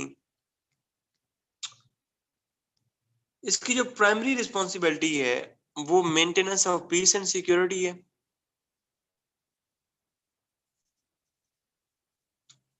और इसका जो मसला है वो ये है कि इसके मेंबर तो 15 हैं,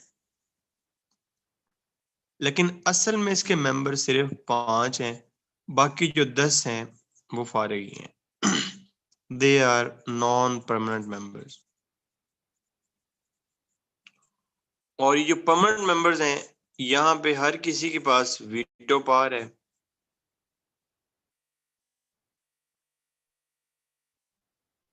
अब मुझे इसमें जो चीज लगती है कि रिफॉर्म होनी चाहिए, वो मुझे जो लगता है, मेरा ये ओपिनियन है, आप अपना जाती ओपिनियन खुद भी डेवलप कर सकते हो। आप अपना ओपिनियन, मैंने हमेशा यही ओपिनियन डेवलप किया कि पहली बात तो ये है कि इन नॉन परमानेंट मेंबर की जो प्रोपोर्शन है वो इंक्रीज कर दिया जाए, मतलब ये तकरीबन 20 कर दिया जाए। उसके बाद जो यूएन का जो सिक्योरिटी काउंसिल का डिसीजन है उसको भी 2/3 बेस कर दिया जाए, उसको भी 2/3 कर दिया जाए, और जो यहाँ पे 2/3 पे फैसला होगा वो that must be the binding and all that, और किसी के पास वीटो पावर ना हो। That is my opinion, you can disagree with that.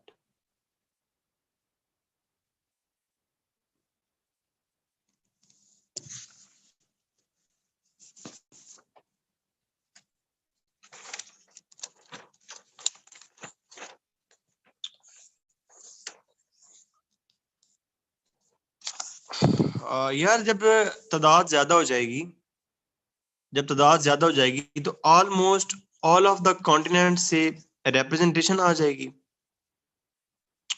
और अगर 2/3 मेजोरिटी आप ले रहे हैं किसी भी डिसीजन के लिए तो वो ऑलमोस्ट मतलब एक डेमोक्रेटिक सा डिसीजन हो जाएगा।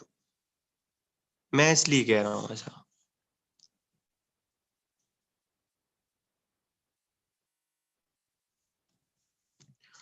बाकी ये इकोसॉक है यूएन का, जो अभी करंटली 70% फंक्शंस तुम्हें नजर आते हैं वो इकोसॉक करती है। 70% functions of the UN are done in the framework of ECOSOC. इसके 54 मेंबर्स हैं। उसके बाद ट्रस्टीशिप काउंसिल थी, आज खत्म हो गई है। जिस तरह वहां पे मैंडेट सिस्टम था लीग ऑफ नेशन में, इसी तरह ये ट्रस्टीशिप काउंसिल थी, लेकिन 1994 के बाद इसने काम करना छोड़ दिया है।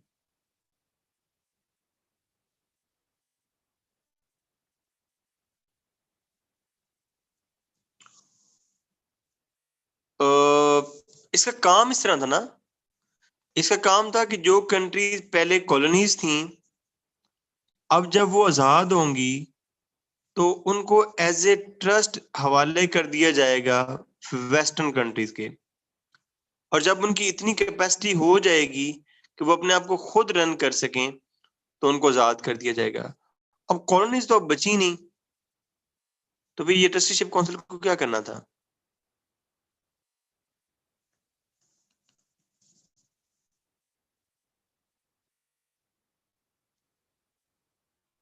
International court of justice,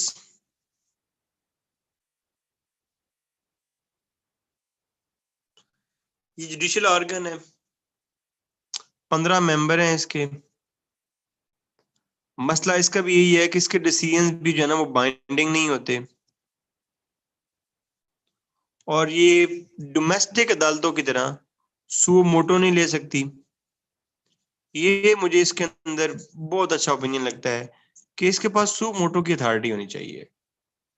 international court of justice के पास सू मोटो की अथॉरिटी होनी चाहिए। जहां पे भी ज्यादती हो ये वहां पे सू मोटो ले, और जो डिसीजन करे दैट मस्ट बी बाइंडिंग। अगर वाकई यूएन को यूएन बनाना है, अगर उसकी लौंडी बनाना है तो फिर जो मर्जी कर लो।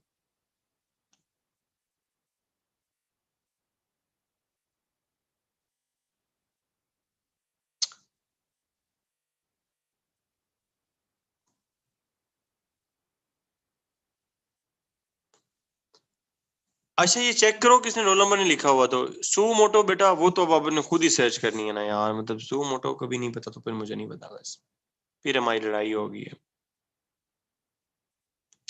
बेटा सू मोटो वो होता है कि जो अदालत अपनी मर्जी से काम नहीं करती, मतलब हेल्थ है पाकिस्तान में, अगर अगर अदालत को लगता है कि हेल्थ काम नहीं कर रही तो अदालत खुद जो है ना वो अपनी मर्जी से हेल्थ को चेक करने आई, दैट इज सू मोटो। आज खुद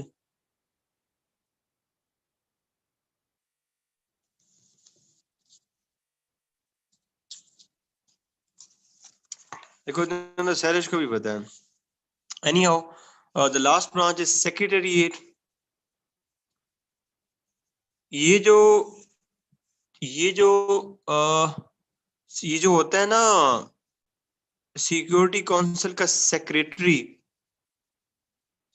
ऑफ यूएनओ, वो असल में सेक्रेटरीट का हेड होता है. ठीक है, इसका मेन हेड तो यूएन में होता है, सॉरी न्यूयॉर्क में होता है, लेकिन इसके रीजनल हेड्स भी काफी ज्यादा हैं और अराउंड वन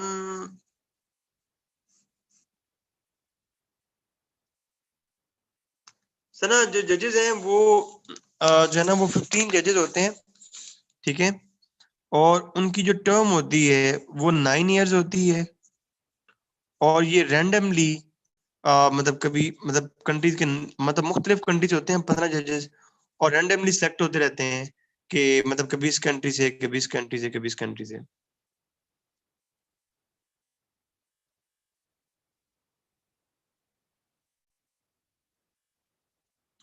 जो काम लीग ऑफ नेशन का था वही काम इधर है सेक्रेटरीट का. अब इसके यूएन के पॉजिटिव वर्क्स कौन कौन से हैं? स्विस क्राइसिस को इन्होंने हल करवाया था, ये एक बड़ा अच्छा पॉजिटिव पॉइंट है. यार क्या मैं human rights, health care,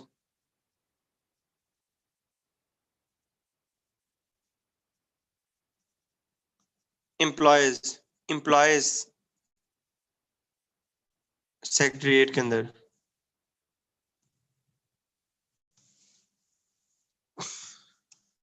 environment और इसी तरह ही इसके फेलियर ही हैं, जैसे टेररिज्म है वो इसका फेलियर है कि यूएन आज तक टेररिज्म को डिफाइन नहीं कर सकी. चाइल्ड अब्यूज है, वीटो पावर है, क्यों है, अमेंडमेंट में साथ कश्मीर है. ठीक है, रवांडा ये वो मैंने सारे दिन पहले बता दी है मैंने तुम्हें.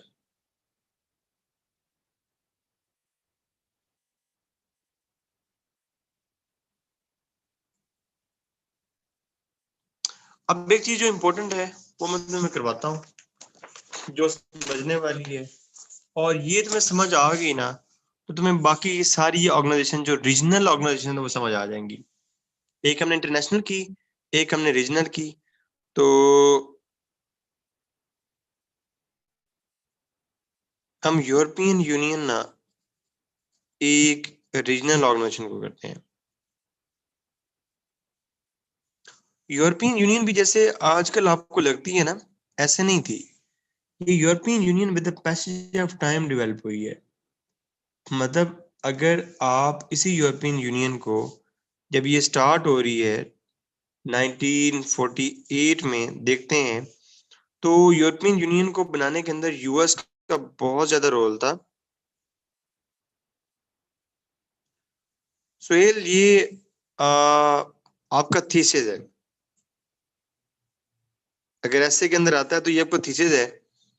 अगर आपको लगता है कि पॉजिटिव है तो आप कहें कि सक्सेस है, तो आपके पास इतने फैक्ट्स हों कि सक्सेस लिख के प्रूव कर दो कि यूएन है सक्सेस.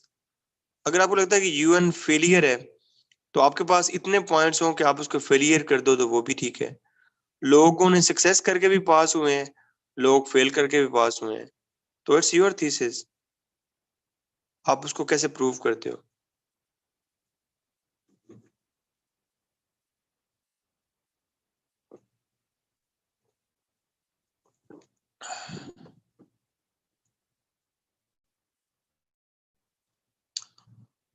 वेल अगर मैं इसको लिखूंगा तो मैं इसको सक्सेस में लिखूंगा.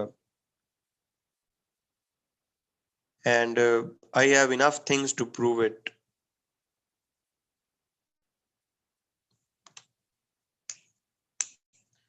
अगर आपको लगता है कि फेलियर है तो आप उसको करते हैं.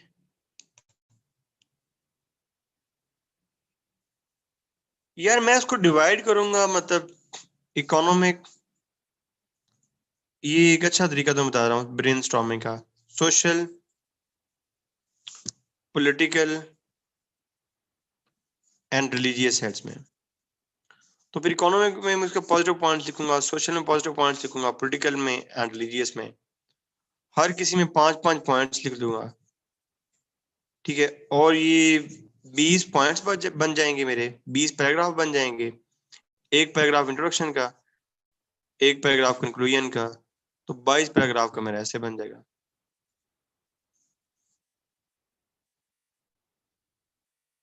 ये किधर चल पड़ी है क्लास? वापस आओ भाई, यूरोपियन यूनियन। 1948 में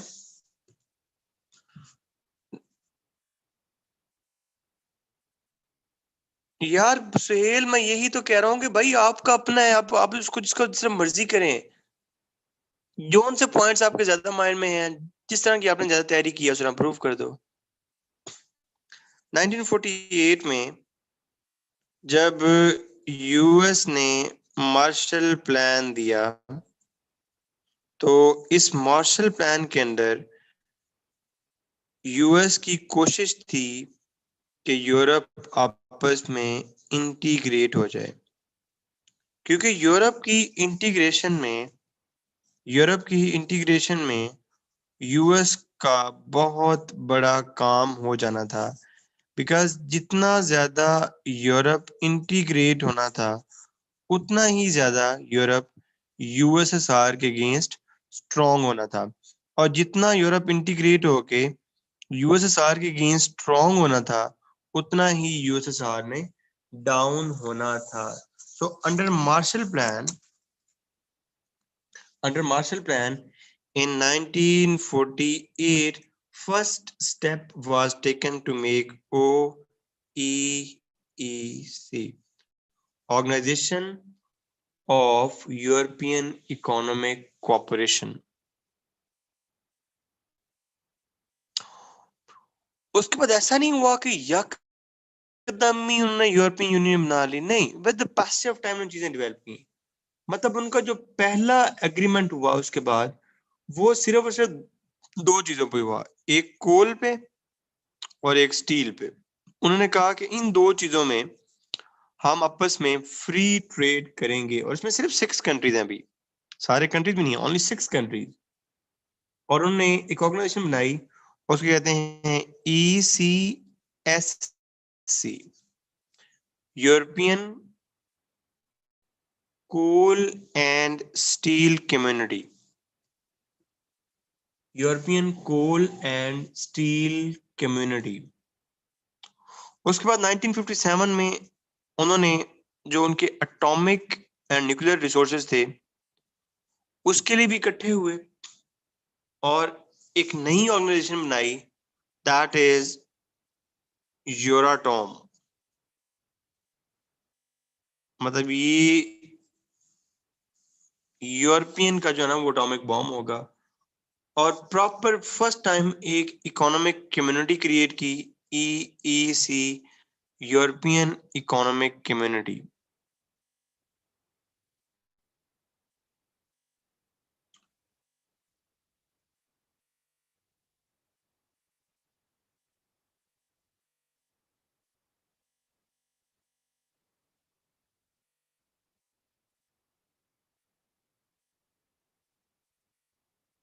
यार अगर तो वो ऐसे का पूछ रहा है ना, मैं तो ऐसे की डिबेट में चला गया था। अगर वो वैसे सक्सेस और फेलियर पूछेगा तो आप सक्सेस भी लिखें, आप फेलियर भी लिखें, दोनों साथ साथ लिखें। मैं तो वो ऐसे की डिबेट में चला गया था जब जब पे आपने एक जो है ना वो स्टांस लेना होता है। गॉट इट और नॉट? अगर IR के पेपर में वो पूछता है सक्सेस और फेलियर लिखें, तो फिर दोनों लिखने हैं। मैं चला गया था ऐसे की तरफ कि ऐसे में आपने हमेशा एक साइड लेनी होती है और उसको प्रूव करना होता है। अभी हमारे पास कितनी चीजें हो गई? ये European coal and steel community, दूसरी होगी हमारे पास ये यूरो एटम, और तीसरी होगी हमारे पास ये EEC, यूरोपियन इकोनॉमिक कम्युनिटी, फिर इनको इकट्ठा किया गया, इन तीनों को मिला दिया गया और 1992 में इन तीनों को मिला के मतलब European coal and steel community, Euratom और EEC, इन तीनों को मिला के यूरोपियन यूनियन बनाई गई और हद ये की गई कि 1992 में इन्होंने अपना अलग से एक यूरोपियन बैंक क्रिएट किया और दुनिया उस दिन हैरानो परेशान रह गई जब इन्होंने 2000 में अपना पूरा एक यूरो जोन क्रिएट किया और अपनी करेंसी भी कॉमन कर ली। ये अनप्रेसिडेंटेड था ever in the history of the world.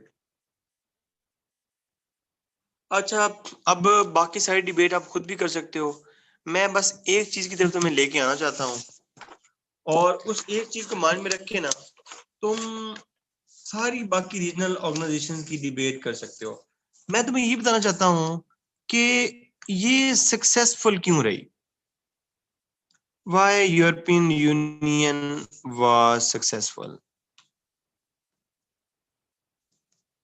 हाँ, सेपरेट कोड भी बनाई अपनी, वो आप खुद ही कर लोगे, मैं बस ये थोड़े क्रिटिकल एनालिसिस है ये करना चाहता हूँ, दैट इज इम्पोर्टेंट। नंबर 1 बात ये है कि ये जो है ना ये ग्रेजुअली डेवलप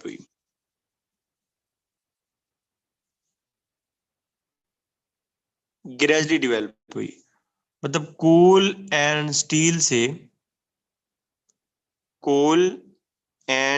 स्टील से आज अपना बैंक, अपना कोर्ट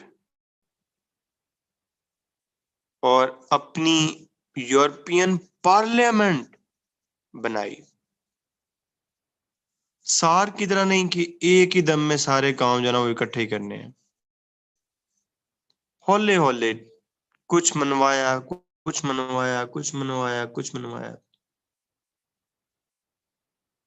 जो दूसरी सबसे बड़ी इसकी कामयाबी की वजह है वो इसका डोमेस्टिक कंटेक्स्ट है। अब डोमेस्टिक कंटेक्स्ट क्या है कि ये जितने भी कंट्रीज हैं वो सारे के सारे डेमोक्रेटिक हैं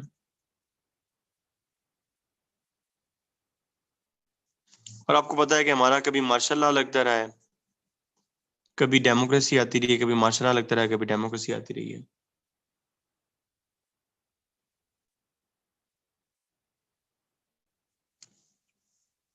और जो तीसरी बड़ी चीज है वो ये था कि इनके ऊपर एक साइकोलॉजिकल प्रेशर था, इनको एक साइकोलॉजिकल ट्रॉमा था। किस चीज का?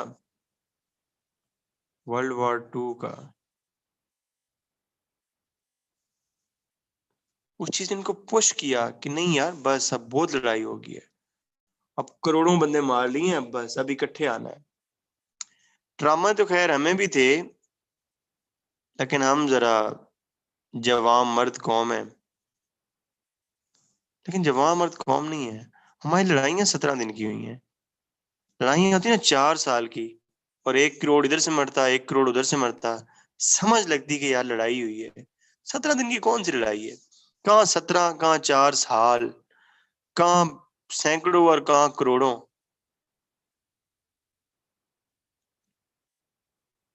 यकीन करो वो चाचा मेरा कहता है कि मैंने एक दिन पता नहीं चाचे के पास बैठा, चाचे को पता नहीं कहाँ से बात याद आई, चाचा कहता है कि यार जंग लग जाए। मैंने कहा चाचा क्यों? कहता यार बंदे बहुत हो गए हैं, बंदे बहुत हो गए हैं, करोड़ करोड़ बंदे चाचा सही रह गया तू।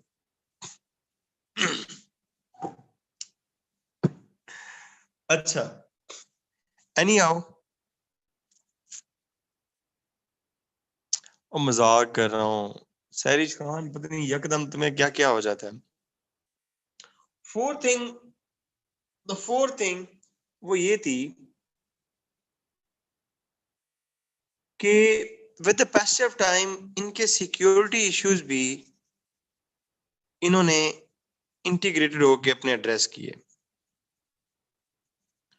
मतलब सिक्योरिटी के मतलब जो भी इनके पॉलिटिकल इश्यूज थे, ये जो भी थे, उन्होंने with the passage of time उसको भी एड्रेस किए। हमने तो अपनी सार को इफेक्टिव ही नहीं किया। देखो, मामलात को सेट करने के लिए जो सबसे इम्पोर्टेंट चीज होती है वो ये होती है कि पहले आप सॉफ्ट इश्यूज को एड्रेस करें, ट्रेड को एड्रेस करें, सोशल इश्यूज एड्रेस करें, ठीक है, और इसके साथ साथ अपनी इकोनॉमी को आप ज्यादा इंटीग्रेट करें, कल्चरल इंटीग्रेशन हो, आना जाना हो। जब ये सॉफ्ट टारगेट्स लोगों में डेवलप हो जाते हैं, इंटीग्रेशन हो जाती है, तो then you go towards hard targets. Unfortunately हम हार्ड टारगेट से बाहर ही नहीं आ पाते। हम कहते हैं कि पहले मसला हल हो कश्मीर का, उसके बाद दूसरी बात करेंगे। दुनिया ने हमेशा सॉफ्ट इश्यूज हल करके फिर हार्ड इश्यूज पे आए हैं। So this must be the mechanism.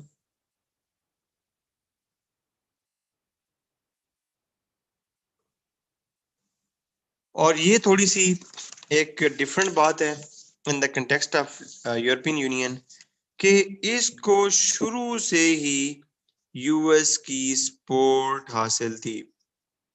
Because under Marshall plan European union को यूएस ने बनाया था एंड थ्रू आउट इसको सपोर्ट भी की, और इसको मिलिट्री अलायंस में भी कन्वर्ट करने वाला यूएस था, जिसने इसको नेटो में कन्वर्ट किया, और नेटो में प्रॉपर यूरोपियन यूनियन बनने से पहले कन्वर्ट किया।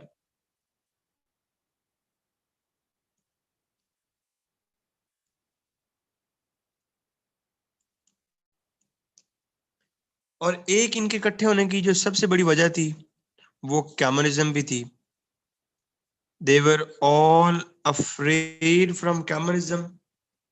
कम्युनिस्ट से डर रहे थे, इसके लिए भी इनको इकट्ठा होना था। और European union really work as a government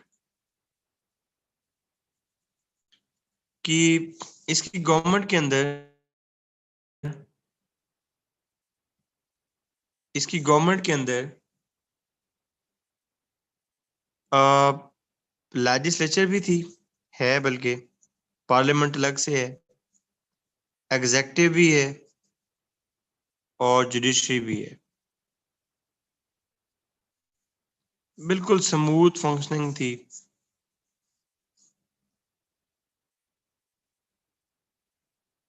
और अगली बात तुम सुन के हैरान रह जाओगे कि जो यूरोपियन यूनियन का जस्टिस सिस्टम है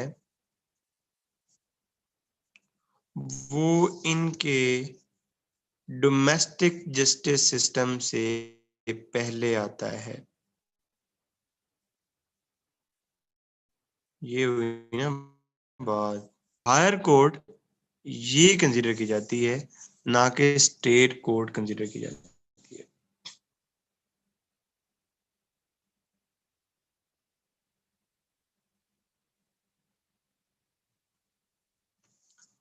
तो इन्हीं बेसिस पे अगर तुम आसियान को देखोगे, association of south east Asian Nations,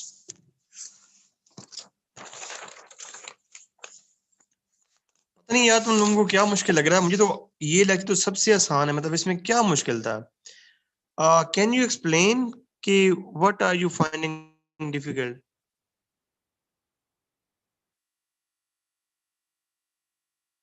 अंसा and Farida, sweeping statement नहीं दो। डोंट गिव स्वीपिंग स्टेटमेंट कि मुश्किल लग रहा है। What you find difficult? ये तो स्वीपिंग स्टेटमेंट है ना, मतलब क्या मुश्किल क्या लगा? What?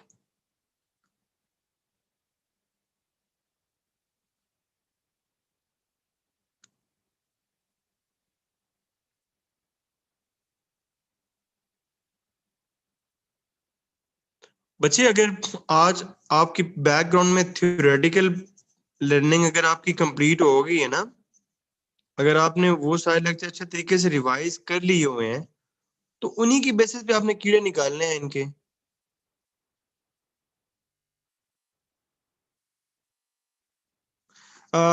Well, sanctions, Amir, they have very strong sanctions.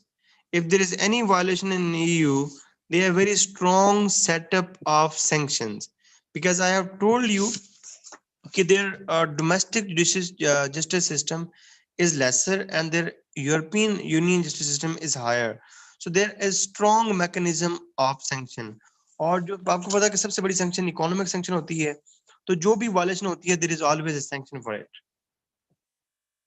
मतलब जो सर्टेनिटी ऑफ पनिशमेंट है ना, वो लाजमी है। हर किसी को पता है कि अगर कुछ करेंगे तो पनिशमेंट लाजमी मिलेगी किसी भी सूरत में।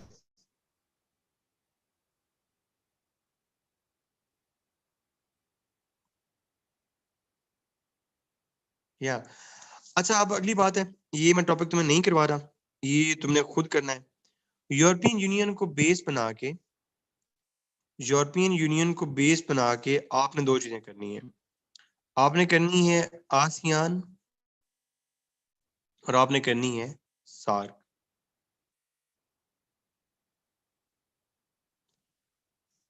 ठीक है, और इसमें आपने ये देखना है कि आप आसियान में देखोगे कि ये बिल्कुल यूरोपियन यूनियन के मॉडल पे चल रहे हैं। ये बिल्कुल यूरोपियन यूनियन के मॉडल पे चल रहे हैं और इसकी वजह से दे आर सक्सेसफुल। और ये जो लोग हैं, ये आपको पता है कि बिल्कुल कंट्रास्ट चल रहे हैं, so they are neglected. Just find them और इनको करने के बाद लेट मी नो अगर तुम्हें कोई भी मसला हो तो I will help you out. यार हिजाब ये एक अलग से डिबेट हो जाएगी, हम उसमें नहीं जाते। देवर उसके लिए पूरा एक अलग से लेक्चर चाहिए, ब्रेक्जिट क्यों हुआ, कैसे कहानी स्टार्ट हुई, कैसे जेनोफोबिक, वो सारा कुछ।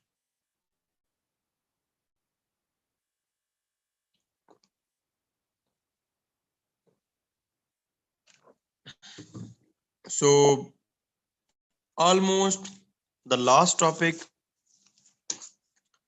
That is SCO, Shanghai cooperation organisation. बाकी ऑर्गेनाइजेशन तुम लोग कर लेना, इनका मोटो एक होता है, इनका ऑब्जेक्टिव एक होता है, तो there is nothing new in it.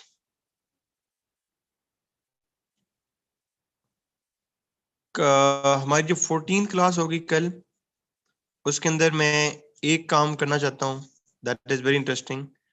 वो ये है कि मैं आपको सारे जार्गन सिखाना चाहता हूँ। मतलब शुरू से लेके अभी तक, पहली क्लास से लेके 14 तक हमने जितने जार्गन्स देखे हैं,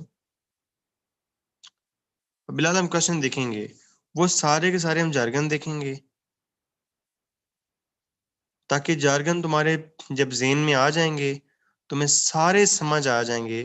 पूरी क्लास हम इस पे रख रहे हैं, तो फिर जब तुम उनको यूज करोगे तो अगले बंदे को ये लगेगा कि यार ये बंदा जो है ना, वो ये हैज सम कैपेबिलिटी, तो इस विल हेल्प यू लॉट। बाकी 15 में और 16 में हम पेपर्स डिस्कस करेंगे।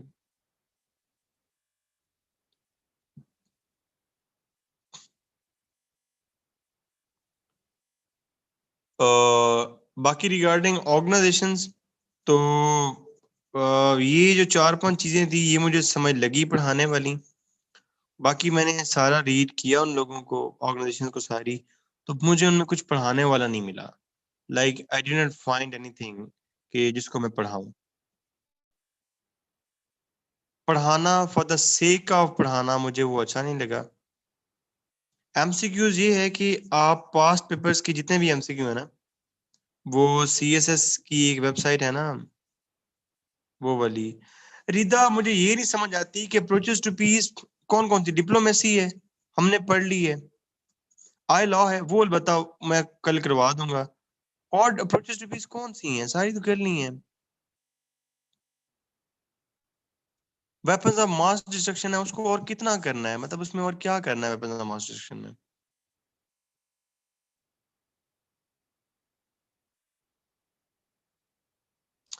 अब बाकी हम कल क्वेश्चन देखेंगे ना तो तुम्हें समझ आ जाएगी।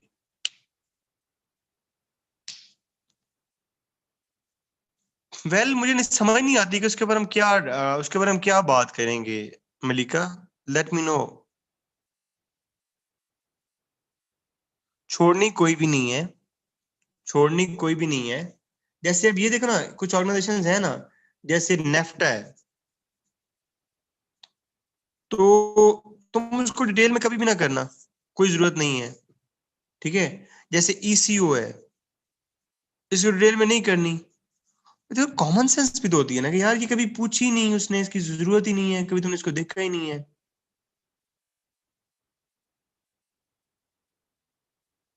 समझ आई बात कि नहीं?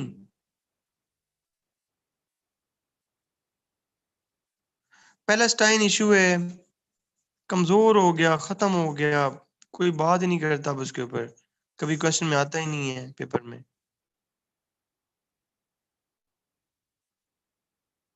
कश्मीर इशू है, उसमें कोई नई बात है नहीं कि जो मैं पढ़ाऊं।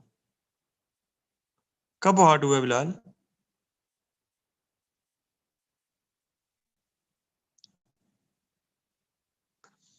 सो हाँ बच्चों, बात ये है कि मुझे जो एक करवाने वाला टॉपिक रह गया है, वो ये लग रहा है कि मैं आई लॉ करवाऊं, आई लॉ करवाऊं, आई लॉ का एक ब्रीफ इंट्रोडक्शन दूं, और I law in relevant to I R करवाऊं, एक ये टॉपिक, और एक ये सारे के सारे जार्गन करें हम, और उसके बाद हम पेपर डिस्कस करें। ये तीन चीजें हैं जो मुझे समझ आती है करवाने वाली हैं। बाकी if you find anything then let me know, हम उसको कर लेते हैं।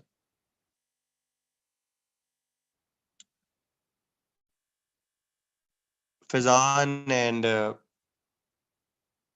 क्या नाम है इसका, अमीर, तैमूर, और ये 2 3 5 6 10 12 इतने बच्चे हैं। ये समझ आ गई है मुझे, ये चीजें समझ आती हैं कि जो करवाने वाली हैं। हाँ आयला हम कर लेंगे।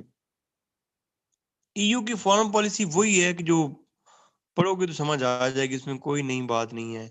कि फॉरेन पॉलिसी यही है कि सब कंट्री से कॉपरेशन करनी है और अपने इंटरेस्ट को मेंटेन करना है, वही कहानियां सारी।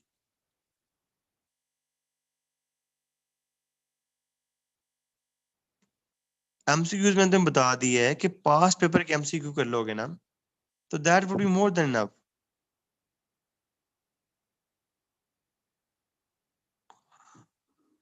जरा नहीं, मैं एससीओ भी नहीं करवा रहा यार, मुझे एससीओ में भी कोई कुछ चीज नहीं मिल रही करवाने वाली। सो मैंने कभी होमवर्क नहीं दिया, लेकिन आज मैं होमवर्क दे रहा हूँ कि जो टॉपिक्स हमारे रह गए हैं ना, जो टॉपिक्स हमारे रह गए हैं, तो उनको खुद कर लो 1 2 दिनों में, क्योंकि मैं आपको आयल लॉ और जार्गन करवा दूंगा। और मैंने आज देखा सारा बैठ के, तो मुझे समझ नहीं आई कि मैंने ये करवाने ही नहीं करवाने। तो just give them A read, और जो चीज समझ नहीं आती फिर हम उसको देख लेंगे। Got my point?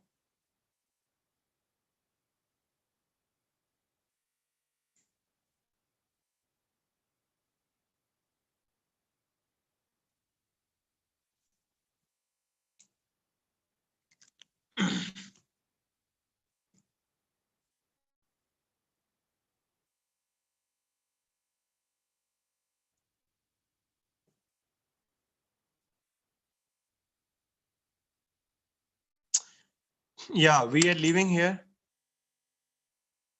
और हम बहुत सारा ख्याल रखना। कल हम करेंगे आई लॉ और जार्गन।